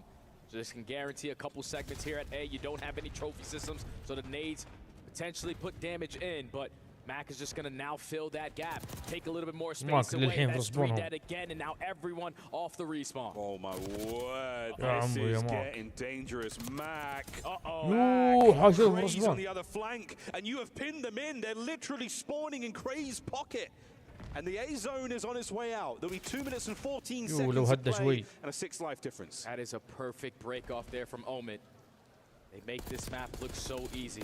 The way that they're able to fill the gaps and the ARs are starting to fire. Vivid on 4 in a row. Eventually will fall, but they have all the map control on their side. The man you needed to step up for him, it has done so. Counter-attack now out of P7, fighting forward, finally. A little bit of air in their lungs. Oh, sucked out immediately as they're back to square one, back to spawn on the B zone. Only 13 lives remaining for P7, but that might even come into play. First segment about to be locked in. Standy trying to hit a route through underground is going to get spotted. Already knocked down to half HP. And those are routes that Craze hits. He's going to be prepared for it. Second segment locked. In the bag. Third on the way now. Prelude with a desperation attempt picks one man. Trophy denies the stun. Here comes Brak on the flank, and it might be enough. Just about. If Standy saves the day, seconds away from disaster. 9v19. If you are Omi, you're looking for one set of kills because this segment can play a big part, potentially the results here on Protocol.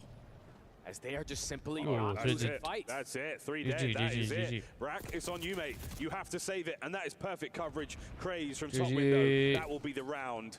Standy once again finds himself alone, surrounded by Omit players. That was a lethal round. Craze and Mamba are saying, okay, boys, I see you. You guys are my vets for a reason. Mac and Vivid to set the tone. Been struggling at least the first 2 maps in this series, but to come out the gate swinging, everyone's streaking. You put them in an early trap and you extend time very early as well. That was one of the most dominant rounds that we've seen on the attacking so far this season. Let's go, baby. Yeah, we haven't seen many. I mean, the perfect pinch. 2 dudes in your spawn at the same time. You guys had no chance of getting out of that one. Well, P7 have been hit hard after that first round. Let's see how they rebound. They're on attack now. Protocol again. Attack, defense, it doesn't seem to matter. It's really coming down to what team is playing what style of COD. Opening hits right now from P7, looking clean. Viv is going to make the top side of the map a little more dangerous now as Yuli gets onto the B zone. Trying to get on the B zone, but Mamba's not going to get caught off guard. Almost gets the better of Prolu as well, but still, time is ticking. 30 seconds already wiped away. Mac just being a nuisance. Being the aggressor with the SMG to potentially catch his timings, but Yuli's able to stabilize, allow his team to walk out of spawn a little bit for free. Traces a lunge. Standy and Brak, nice. They win their ones. Get yourself a little bit of space out there now. Get the life count. يا حبيبي يا عبد الله. Mamba's hit and run tactics are going to stay alive. بس ليه حذفت 2-man stack. First segment gone. First segment already locked in. You're just waiting for this pinch to develop. Craze going to take the long route all the way through both sides. And even deeper now going through Heli. Second segment is going to be locked, but now he's the only one in a position to try to contest this. A is going to be done and dusted. You got to just play your life and potentially find a couple, but he's going to fall as well. He's trying to make something happen there. Trying to pull something from nothing, and it's not going to work out. And right now, P7, flying across top mid. Vivid finding himself a nice 2. Oh, and he's caught out. What a 3. Not going to get the 4th man, but the trades are good enough for now. Mamba brought down by Brak once again as P7. They've got the wind on their back, and they are flying. You can already see Omid, they have influenced the spawns a certain way, so you're عوافي work their way through both sides. You're already 5 الله players جاء دائما. That's a 2-for-1 trade. Yuli trying to stay alive through mid gun is going to get spotted by 2 players. But he's still potentially going to walk away with this gunfight onto Mamba. The pistol going to go for at least 2. What a play there from Yuli. Airborne Yuli catches another one. Standing on the capture. Once again finding himself alone. A slight moment of disconnect here on the map. He's trying to get it all done himself. Waiting for the boys was not an option. They're still stuck in spawn. Prolute trying to buy some space. Now Craze is waiting for his moment to strike. Already sitting in towards bottom blue. Time is continuously still ticking on down. He's able to get the trade onto Yuli. He will fall after that. With 45 seconds to go, you got to get past these ARs. 3 dead. Last man up, Brak. And he's zipping around. Omit now on defense. They've pushed all the way up. This is the first time we've seen them on this side of the map. Truly in a powerful position. If they can get a kill or 2, you've got Mac in the backline. He and Vivid are going to cause some serious issues. You can't find anyone. There's so many angles. For some reason, Mac just walks right by Standy. I don't know if he usually wears glasses or not, but that's 2 times now. But he's not able to stop a player making an impactful play, and Mamba almost gets the better of Brak, but with 23 seconds to go, 9v12, P7 with 2 dead, make it 3, have an opportunity here. Uh-oh, Vivid gets it. It was not pretty, but he's bought enough time to get Mamba involved now as well. Here come Craze and Mac. Reinforcements arriving. Standy once again alone. Can he get the kills? Throws a roller. It's going to slow Mac down. Wait, hot potato right back at you. Standy with the kills. Holding it together. The capture is good. The B zone is still in danger. And this might be over. P7 do exactly what they need to. Find every single kill in sync. And it wasn't as clean as the opening round there for Omit. They were looking for the right time to strike. With the clean 2, leads to 3 dead. Everyone stacked a point.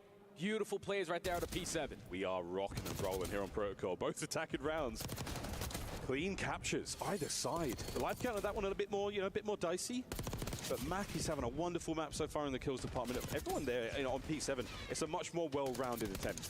And the only thing we're really missing here is, again, I feel like 3 separate occasions where Standy, he's out there alone. And he's really able to get into teamwork. This was the moment, finally, Standy reconnects with the boys. They work together so well here. Prolo over the top, Standy with a final kill. All right, Brad. What's up, Brad? What's up, Tej? 1-1 though. Brilliant stuff. Omid back on the attack. Had a beautiful break off. That led to really early success, and that's usually all control comes down to. Mamba already finds the OE kill onto Standy. They have a player picking up the pinch kill as well. Mamba's just doing it all while this first segment potentially going to get locked.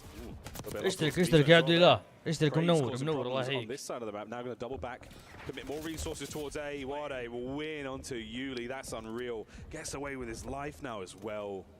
And this play is a stinger. Brack's position right now, that's gone. Another 3 dead. E7 can't get anything going right now on defense. They've only found 1 kill on the round. A's about to be gone. You're already showing presence at B. Craze knows that he's playing for his timings. For these guys to commit for the rebake at this point. With his teammate falling, a little bit of repositioning, never hurt nobody, finds the kill onto Brack. A's already done and dusted, and you're still up by 8 lives. I'll tell you what did hurt somebody, though. The Jackal of Craze, 4 spree right now, halfway through B, pushing spawn. Oh, no, I was going to say great awareness from Brack. Perfect timing. Still gets gunned. Second segment is going to be done. Oh, it's over. Mamba's got himself sprees as well, and we could be looking at streaks, folks. Mac gets involved to guarantee the capture as well. Omid take the lead. Dude, these guys are playing the best offensive rounds I've ever seen. You're winning every break off. They can't find trades. Your ARs are locking down the long distance lanes, and even when they're only watching one lane, they're like, okay, nobody's going to be here. Let me just pick up the pinch real quick. And the timing is working to perfection. The teamwork on display here for Omid. Quickly. Up 2-1. Now just a couple adjustments on the defensive side, because you could have been able to close this out 3-0. I mean, oh man, that's just a perfect jump headshot. At that range with the Jackal is going to get you every time. Now, don't count your chickens before they've hatched. It's another attacking round, and now it's P7. Their opportunity to bounce back off the volley. Can they get something going here? Top mid love being shown as we're going to fly forward. Opening blood once again, going to Vivid. Praise now, keeping the spree going on a 6. Looking for the next. The nades are good, and he will be brought down. So no more sprees, they're done. Over to Mamba on his 6. Trying to earn himself an early cruise missile. Finds kill number 7, and that's 3 dead. Mamba going to be the aggressor on the right side of the map, so that's going to force all of P7 to spawn over towards Heli. Just looking for his timing. Every kill's a crucial one, but he gets picked up, and that's 2 dead for P7. You can hop on the objective. Once again on the objective. Oh, Yuli, shots at close range, getting the second trade as well. Down, but Mac finds his, denies the A zone play, and once again P7 back to spawn. These pushes keep on getting shut down. These trades are a lot better on the side of Omid. You started off with your Vivid. Craze gets the second. It's still a 2v2, but there's only 35 seconds to go. Oh, Mamba, what a corner that was. Perfectly played, lying in wait. He springs into action. Mac now taking care of the spawners. No one gets out without a couple of shots or 2. Final 30 seconds of the map, potentially. Can P7 get out of spawn? It's going to be very difficult because all of Omid are just roaming in your base. They are influencing spawns a certain way. They are playing their timings to perfection. Final 20 seconds. You got to go to A. Ray's going for it. This is for the jugular. This is for the map. Vivid once again in a top spot. Perfect timing on the play. 10 seconds remaining. The clock has been stopped, and it's nearly a 2-man capture. The nade is there. Standy quickly stops the play. You've got another man to deal with here, but Mac, 3 in the feed. Mamba joins them. And it's all magic from Omid. Closing it out. 2 attacking rounds and 1 defense is all they needed. You called it, Stud. Could be the map that changes the series. And Omid walking away with a dub gives them all the momentum they need for the skyline. That's just way too easy for Omid. Their hard veto in control is always going to be Hacienda. They are super comfortable on the other 2. They're managing to able to get through this one. Do not want to play this squad on this map with the way that they come out on their attacking rounds. They just make attacking look so much easier than defense. And that's very difficult to do on a map like Protocol, but they are showing why they are the top team in challenges. Unreal. This was Mac's 3-piece towards the end. The most crucial 3. Keep those boys off the point. You had numbers, you had top mid. Absolutely transformative gameplay from Omit. That's a 3-1. And that's 2-1 in the series now. P7, this is your last chance to stay alive, to force the dealership. We go to map 4, we go to Skyline. This was going to be a grade A bang out. You know, Omid obviously played this yesterday versus FaZe Clan. They could not secure any of the money hill of P4. And in the back of their minds, the same thing happened in map number 1. If we don't get money hills, we're not going to stand a chance. So we got to keep the fundamentals in play, all the momentum on your side. Everyone is now firing on all cylinders. The veterans showed out there on the control. You're feeling the pressure now. You're P7. This is it. You're staring down the barrel of defeat. It's time to dig deep. Forget what has just happened. Just lock in one more time. Get to that search and destroy. Give yourself a fighting chance here in the series. You obviously don't want to find yourself down whatsoever, but this is now the road you have to take. Standy and Brack, veterans in their own right. Major Maniac over their shoulder now, imparting, without a doubt, the most unbelievably positive and forward-thinking attitude you could get. What a great mind for the game. What a brilliantly composed player. It is never chalked. Word to the Major. There is no one I would rather have behind me in a moment like this than Major Maniac. I cannot control the laughter because it's so true. The guy was down 0-4 in a grand finals. Won 5 maps in a row and developed the "it's never chalk" quote. That is what true definition is. A back's against the wall. You need to perform at the highest level. And if he's going to be able to install that into his players in front of him, they are always going to have belief that they can force at least a game 5. You have to believe. You have to believe. You know what's really tough? I know there's a lot of Toronto Ultra fans in the crowd, and I know they could not believe that happened. That really happened. Yeah, guys, that actually happened. It was one of the most unbelievable things we've ever seen in COD history. Plenty more magic left in the tank, though, on both our teams as we descend on Skyline. The last time in this series. Are we going to a game 5, or does it all end here? Let's find out, Stud. You need someone from P7 to just have a pop-off moment. The player I'm looking at is going to be الجيم الرابع يا run that SMG roll, pick up AR at times, but he the difference maker with the objective and the slaying. He needs to pop off here. Stanley pops himself into the hill, going to get himself for the opening time as the fights are going all over the place. But at this point in time, P7, they're coming out on top. That is an ideal start for them. Again, when it comes to Skyline, you want to maintain control of this little jacuzzi as long as you possibly can, but you still want to be thinking about that left-hand side of the minimap. Good old second point, and wicked stuff again out of P7. P2 coming out of Yuli. You've already been able to flip the spawns. You were soaking up every single second here at P1. Mamba and Courage trying to fight their way back on in. Have Mamba on the objective currently, but already the damage has been dealt. E7 just want to play keep away and maintain this side of the map. It's really nice stuff though. Again, P7, you're still holding. Hardpoint now on the mini-map, watching out for the push now through Kitchen. And that is exactly where Omit are coming from, flying forward. Standy, a lot of work to do here.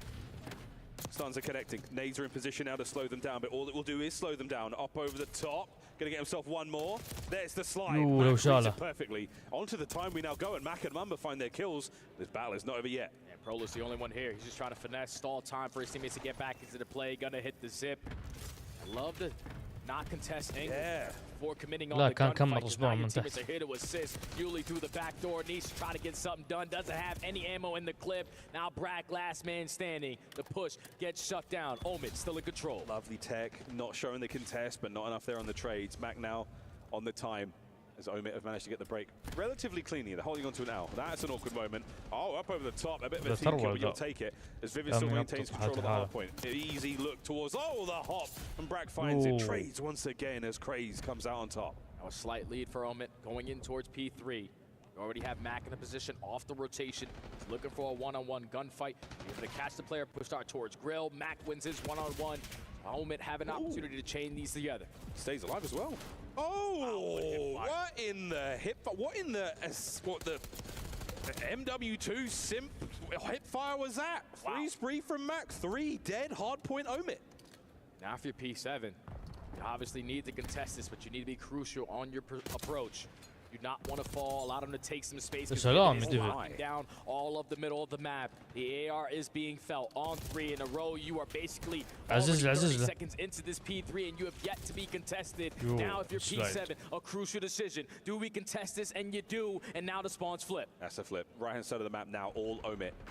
They're in position, and by now P7 have realized that, yeah, that's a problem.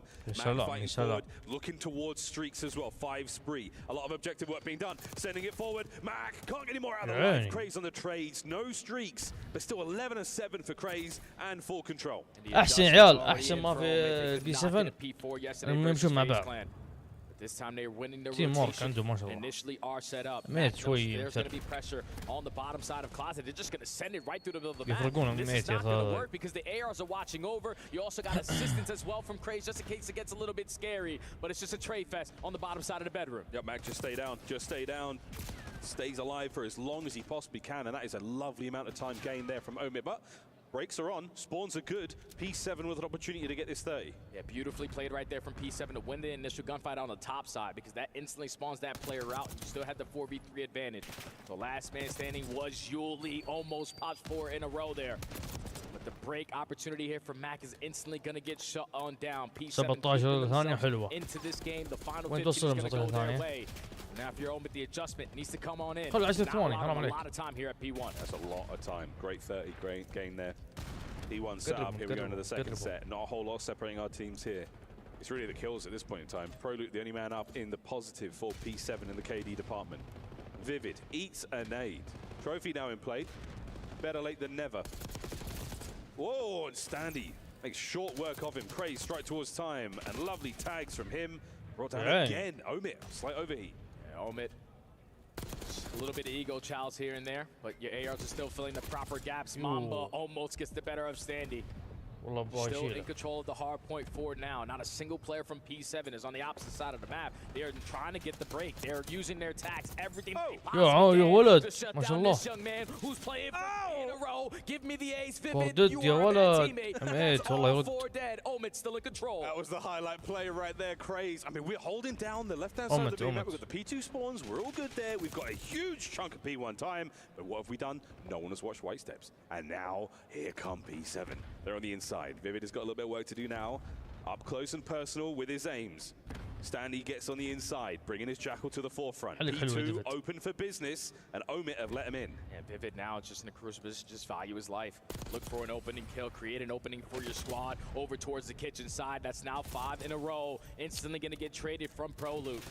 So P7, even though it feels like they're getting dominated, they are still keeping this game very scrappy. Only down 20. Oh, 20 plays now through the back, through the front. Breaks good. Omit in 35 to go on this one. And they hold on to the entirety of it. Love the way that Omit play these hard points. ارحب يا بندر. فالكونز خلص فالكونز. You're not getting to that hard point. فازوا 3-0. Nobody in it for the time being, but Max still winning those fights. Standing on the zip, good break. Standy's making a big time play. الله يحييك. بكره بيلعبون. بكره بيلعبون. فالكونز الساعة 6 تقريبا. الله يحييك. إذا كنت مهتم نور أمي بث. ضمت بكره. إن شاء الله. Again in the same position, almost lines up a double, but it's instantly going to be traded, and it's a battle for the fight. Kitchen's in, Brack going for it. Coverage is great as well. He get himself an assault pack. Unfortunately, not what he was looking for there. That's the rest of us. Mama now trying to stay alive. Trades are fantastic. A foot race now on for the open hard point. Back and forth. Someone's got to make sure we take care of that assault pack when you get a chance. But 3 dead in the feed. Omit again in a position to run up the score line here. P7 cannot afford to give up this time. Yuli looked like he was trying to take a trip outside of the map. Mac is able to get the better of him. Final 25 seconds. You lose these gunfights, you're going to flip on out. But Proluke is able to line up 3. P7 hold on. That is huge. Trophy play now, final 15 seconds, but it's not just about getting the hard point time. It's about maintaining the map.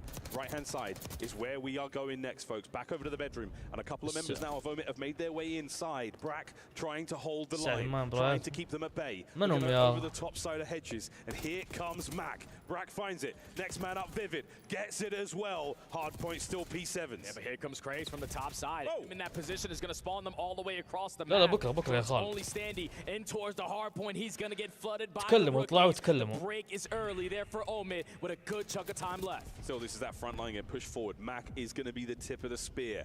Not going to let P7 get close whatsoever. This is going to be a big difference maker in the scoreline. Pushing it further forward. P7 now, counter-attack through the bedroom. Prolu on the...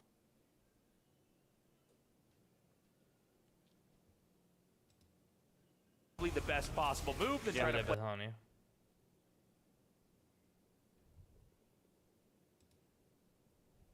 Maps. You're going to be able to breach that 200. Instead of looking left, he looks right. Geo really saved the day in that round. The fact that he catches Exceed that aggressive. Not to mention that, you know, round 10, you get a teammate from Exceed onto Exceed. وين الجدول طيب؟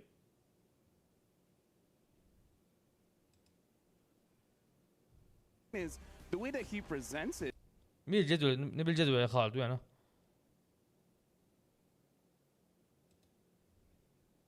Yuli's going to fly in on the objective and find a double. So the break had a crucial moment here for P7. Now we just got to stay down and soak up as much as we possibly can. Soak it up. Stay calm.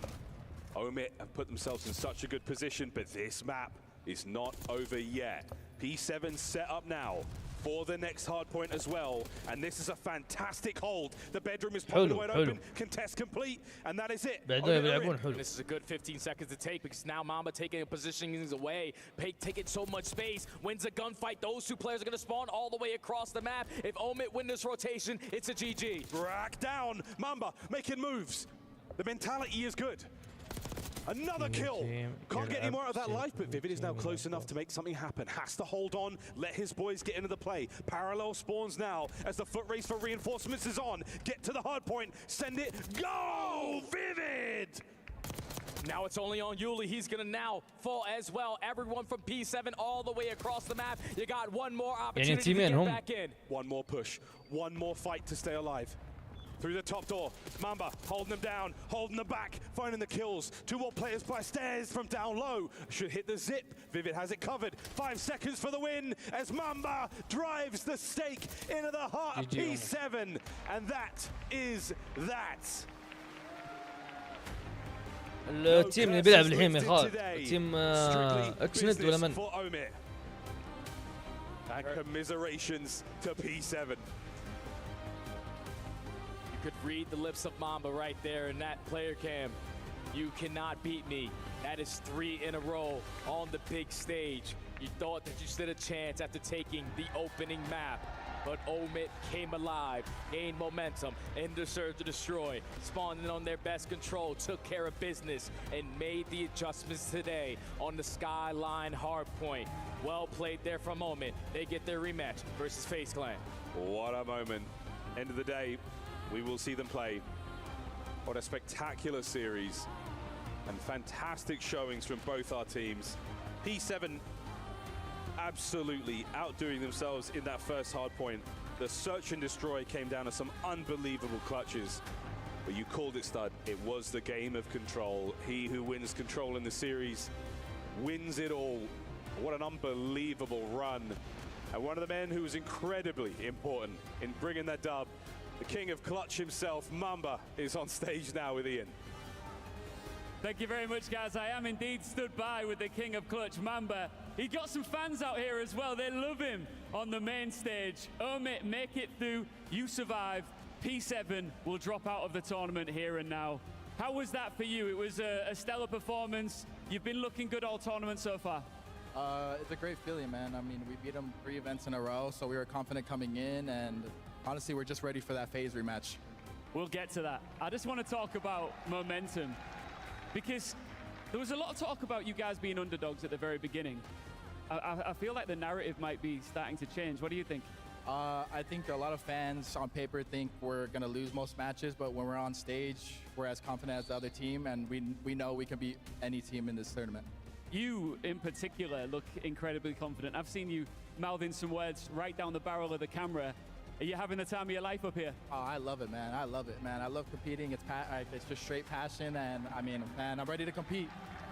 You got another matchup coming up, but before we get there, one of the best parts about the Esports World Cup is the brutal nature of how we send our teams home. Would you like to crush P7's key right now? Oh, of course, of course. All right, let's do this. Mamba's about to crush his first key. As we make our way down here, being given the instructions, and Mamba's about to hit the switch as we say goodbye to P7.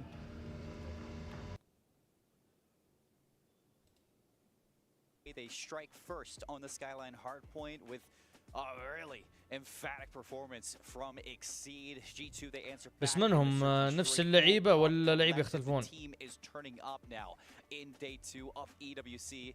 Andy going into the swing map mode combo. Hacienda control up next. Give me a little bit of a vibe check. Yeah, so it's a weird one, right? Because typically the team in Respawn fancy themselves more in the control. There's obviously an underdog story, so it's how much that factors in. You come off the back of the S&D win if you are G2. And then we talk about the map as well. It's Hacienda. This is usually an area that G2 like to ban out. They don't want to play around here. They're a very strong defensive control team. They're not very good on the offense. So that's kind of where I'm looking for differences here. Can we see your star players come into this? Well, one of them sitting right at the end of that desk there. That's going to be Kenny. Had himself a good map 1. Had himself a great map 2. والله يبيض وجهك يا خالد. والله ما قصرت الشيخ. Lead us through this swing map. Get us leading. والله ما كان عندي علم. Just the one thing, if Kenny can really step up for this team in terms of slaying, bring it. His team looks good. The same thing we say. فالكون ضد بوسطن. It's when you see G2 winning. It's when he's ترى cold بكره and they really فالكون ضد struggle. بوسطن. And, you know, for Kenny, it's been a rough year for Black Ops 6. But متأكد أنا you أنها guys بكره. gotta remember, he is a world champion. Oh yeah. He is a 2-time world champion. So he can bounce back. He can play well. He knows how to play Call of Duty. As a matter of fact, it's no surprise. No, he is indeed. And the thing is, well, him coming online is a great thing because right now one of the big strengths for Five Fears has been Exceed. Had himself a phenomenal map 1, arguably the difference maker out there. And you need those ARs to be shutting him down. Kenny, of course, looking to see him step up in those fights and be a big part of controlling those lanes and allowing your subs to roam freely. And here on Hacienda control, again, if you are going to start to fix your offensive woes, you need your ARs over the top providing you that protection. Yeah, you do. It's desperate at this point. Avoid the reverse sweep. That's a big deal. You couldn't see it from Orchid. They got the control, but you couldn't get it into that map 5 situation. The hard points just weren't all there. Now you go into the control, back into the respawns for G2. The teamwork's been fantastic so far today. I gotta see that continue into this map. Do indeed.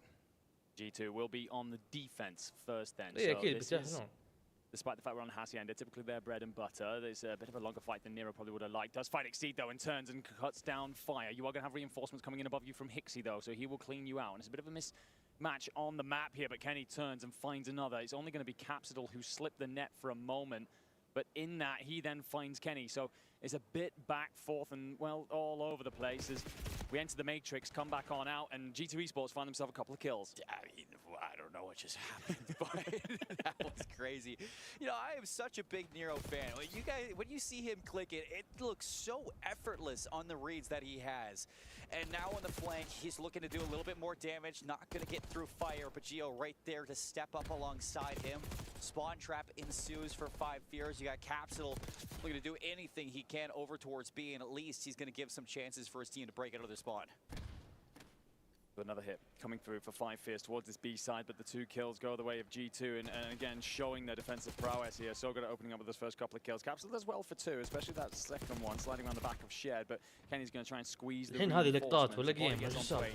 جالسين يلعبون هم. Then try and help out on this A حسبت push. He just checked over the top side, doesn't need to because Estriel's there. جيم قد خلص بس A لقطات. little bit of a half attempt from Fire, but that is everything. A whimper of an offensive round out of Five Fears. G2 just continuing to show why they're so good at this. That is probably the best round of control I have seen from G2 in quite a while. They really put their foot down. They didn't want Five Fears to break out at all, even when Capsule gave them that chance to get out of spawn. It's just, it didn't matter. The time was low, the kills weren't going your way. You had Nero kick this game off 6-1. Just constantly putting pressure on those spawns and snap into a couple players, make it look easy. The thing is, well, Five Fears were never allowed to be comfortable. There's constant pressure from G2 up in places like lobby. You're never really getting out through fences or towards well at all to support that B push, and as such, you need a bit of a miracle to happen, and well, 5 Fears don't get it. 60 starts 1 and 6 himself, but now G2 with their chance to go on the offense. وعليكم السلام يا محمد. welcome بالشيخ. Well, be a difference maker as Hicksy's in the other world right now. Seeing if he and Exceed can get things going on this defense. So there it is. Trades come through. Nero's going to hop the point. Working on this first tick. Giro above him. The shot's going to be able to assist this one through. Canary shots from Nero on the headshot towards Capsule, and Fire just not able to get into an area to contest this zone. Nero gets the tick. He gets out of there. And G2 really composed right now. Not really giving anything up for free, but 5 Fears still going to rip it away from you. Maestro finds the first there, so G2 will have numbers should they reinforce this, but Hicksy's actually got through Lambo, so he could be a big problem. Exceed finds Nero. Hicksy will now be in through the back line, but he's hoping his teammates do something out front, and Capsule finds both, so they'll have no information that Hicksy's this close. That stun will give it to you if you are G2, so Hicksy's position is up, the kick is up, and there's actually going to be a push in through Lambo. They're going to miss him for a moment. This is a full flip from G2. You don't normally see teams do this too often. All 3 members going to be pushing through P4. See if you can flip this map out. Oh, Fire, good shot. he reads it, but Gio a little bit straighter off of those shots. Capsule at least going to do some damage to the players off the respawn, bleed those lives down even more. As Gio's going to hop that zone, stall this time a little bit more, and put some pressure onto the players around from 5 Fears. They draw away. Can anybody follow up? Kenny can break through that spiral. Give them a chance here in 21 seconds. Yeah, that's the problem. You've got the timer, so you've got to try and dive this at some point. Kenny waits for the regen to come through, then wants to slide out, but Fire finds 2. Kenny with yet another. Stunned up though, will get support in from Gio, so you find both kills. You want this second tick to come through, it's so damn close. 5 seconds, well 6, sorry, on your clock, going to be available. You're just hoping that this rolls through without a contest. But a couple of kills in the top holes mean you lose your bodies, but you do get that second tick at least at G2, and Gio, he's trying to progress towards B, shut down, cut down, but 2 ticks will put you in the lead after 1 offensive round each. It's like the worst feeling ever when you see that stun just fly across your screen when you're trying to rush to that zone with only 6 seconds left. As soon as it hits, I mean, that was it for the round, but you got to give it to 5 Fears, bouncing back after what was an abysmal round 1 offense. Well, I mean, we'll give it some credit as well to G2. I think their breakoff's incredibly clever. I think you have this push out through mid, it's more traditional, but the fact that Nero's on that wide wrap, if you win the kills he made, he can collapse in and support. If you don't, he can go on that wide wrap and get in through the back line. They give themselves so many options, and those are the things that could be the difference between them going from an awful offensive team to a pretty good one. And it's even the difference in usually when you see teams on the offense in Hacienda, it's the same thing over and over again. You go through Secret, you go through Spiral, or Arches, but the fact that they even threw in a P4 push, they're throwing shots at this 5 Fears team. They are indeed, figuring things out as they go. 5 Fears now need to figure out how to put some offense together. Capsule's 14 and 7, so he's doing his part, but needs a bit of love over the top. And well, you're going to lose Capsule in the opening engagement as Nero finds 1. Exceed considers the wide wrap, going to then back up to try and support his teammates who are continuing to try and push this A site. And that's one of the things I think that 5 Fears are struggling with right now. You lose that first blood, you probably want to slow it down, find a couple of kills. Instead, there's still bodies trying to push into dangerous areas of the map. 5 Fears, I'm a fan of Exceed slowing things down for a moment, but G2 Esports, they have a lot of map presence here. يا ذابح 4 الراوند الثالث مو منطقي ترى وميت 11 Capsule looking to clear the spawn. He turns around, still back and forth. غريبة Nobody has found a break just yet on the offense, and Hicksy gonna give him a chance. Gets away with 5 HP. Gio tracks him down, and back and forth just continues to go through. 38 seconds are down to 5 Fears. Gonna have to choose soon where to go. Well, every time 5 Fears try and get involved in a gunfight, if they have 4 bodies, they lose that first fight every single time. So you're hoping for someone to find a 2-piece, a 3-piece to really give you a chance to step on the point. You've missed Estriel completely. He finds 1, has the information on the second. Capsule will try and slip away, gets himself onto a heady. It will do nothing for him. 4 dead in the feed, and 5 Fears offense continues to struggle. Well, you said to me after game 1, that was Exceed's takeover game. He was so good on that skyline. 7-13, can't say the same for this control. And G2 have just had his number all game long. Yeah, Capsule's having a great game. Fire, he's there as well, but you're not getting that consistency across the rest of the board like we saw. 0.8 seconds. Do they have some clutch to get some segments here? Because you need them to at this point. Exceed, try to get anything he can with these segments. Gio's going to shoot him in the back. That clock is going to tick down. And G2 with another defense. Just coming back to those first engagements every time, it feels like if there are 4 or 5 Fears players alive, they will die first. And then eventually you would just end up in a trade situation where G2 are always making progress across the map. So Beautiful work from them. We go back into a G2 offense, sorry. And I spoke about the break-off last time, how that was creative, but you then also spoke about how when they were pushed towards those back gates, they played out through Lambo, out towards P4 together as a group. They almost flipped the map, pushed the 5 Fears team into a spot where it's like, okay, we know you're over there because we have this side. We never saw that right there from 5 Fears. We never saw a moment where they kind of came together on the same wavelength and made a plan happen.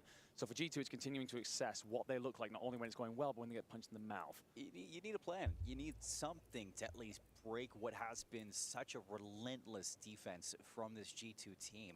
Anything to go your way, and I'm gonna just say the easy, low-hanging fruit. You need Hixie and Exceed to start shooting a little bit better in this game. Yeah, a little bit. But I'm not sure what G2's first offense was, or sorry, 5 Fears' first offensive round was. But at the same time, you're going into this one, you get a segment here, it's probably locked in that you're going to get that defense round 5 no matter what. G2 fine progress towards 10, but will be shut down. Contest is in. Bit of a pinstripe feed. Nero with 2 will be found by Exceed, and then that goes the way of Geo. Fire then in a big 1v1. You'll actually lose track of Geo, who's going to get himself up towards that top plat. Might be a thorn in the side. Fire staying alive for now and constantly being a nuisance, but that third tick's going to come through. Unfortunately, a team kill for G2, so that's 3 dead. Nero's got to go big by himself, and just by staying alive, just by being a thorn in the side, he's doing well, but it doesn't last for very long. It does, however, last long enough for Geo to get close by. It's going to delay any kind of setup that 5 Fears can get going on this defensive side. Hixie's looking for some angles down low, but a lot of these members of G2 have pushed into some premier positions in through the top extremity of this map. Capsule's going to turn around. Big fight win versus Geo. Stops any segments on that second tick for B. But it's still 1 by 1. G2 trying to trickle over towards this B zone, and they just haven't been able to shut down Capsule on the flank just yet. Finally, they do. Double stack. This should be a capture, but it's going to be a single stack progress going slow to get it done. Yeah, if you can, you just want to throw shoulder. You don't want to overstray here. Make sure this B comes through without much drama. And the thing as well, as you capture that B, you then find a kill as well. So it should make that transition a little bit easier. Estrel's big fight on his hands, finds fire. You have missed Hixie getting through, who will hold off your spawners. But right now, you're winning the fights on the front. You have the numbers. Yeah, you want to hop the zone? Go ahead, hop the zone at this point. Nobody's going to stop you except for Hixie. Backs up from that spawn, assisting the team. That's good support. Reset. 5 Fears looking for those positions to maybe set up a spawn trap, bleed out some of that clock. Lives aren't really bountiful right now on either side, so there's a chance that this one could end in lives and not even the time at this point. Nero will get the stun and nade come through, finds Hixie, flushes him out of this secret. Geo will also find a kill off the back as well. You're trying to weigh up this hit. You've got a minute 5 to try and make it happen. Only 1 life difference, so you're not too concerned about that right now, but on every life worth that little bit more when we play control, and moments like that will slow you down if you're G2, and well, Exceed, he finds a big one. Needs to find a couple more, and well, right now, G2 looking to weigh up with 50 seconds to go. All right, Hixie's brought this one back, and you can slowly see Exceed starting to heat back up into this game, which is good for 5 Fears. Looking to put this one into a round 5, but it is going to have to be a deep offensive round win if they want to take this map away from G2. First of all, you get it a break back in, still a chance in a 3 versus 5. Fire goes down, there's a route open over towards A. Surely this one doesn't get thrown away. Exceed falls to Estrel, 3v4 then. It is search and destroy inside a TDM essentially, as Nero finds more progress. You need 2 more ticks. The kills will do it though, and that's a 3v2. Turn it into a 2v2, 23 seconds left on the clock. You don't want to give up a kill here. Estrel hunting for the player up top. Timing not going to pay off. Capsule just waiting in line. Kenny alone at the point. Fire's not going to let it end here. We're going to a round 5. 5 Fears have a chance to take another respawn. And G2 are making it difficult. They're making you use every last ounce of that tank to get through this series. The one thing for 5 Fears, of course, is they did not manage a single tick on offense. يا الربع انا ادريكم انا بقفل لازم اقفل. Timid is probably a kind word for it. صار لي ظرف ولازم needs to be اقفل. better. I don't see that happening without Hixie continuing that bit. ارحب يا محمد عنزي. Because quite frankly, G2 have been a great defensive control team for some time. So this for me الله now, يحييك. all about this. يا الربع لازم something اقفل that والله. you've maybe saved into your صارت لي playbook that شغلة. you're hoping to bring out in special moments, because if so, this would be the perfect time to do so. الله يعطيكم العافية على الحضور. At least you have Hixie playing a little bit better. That's going to make this round a lot more composed for 5 Fears.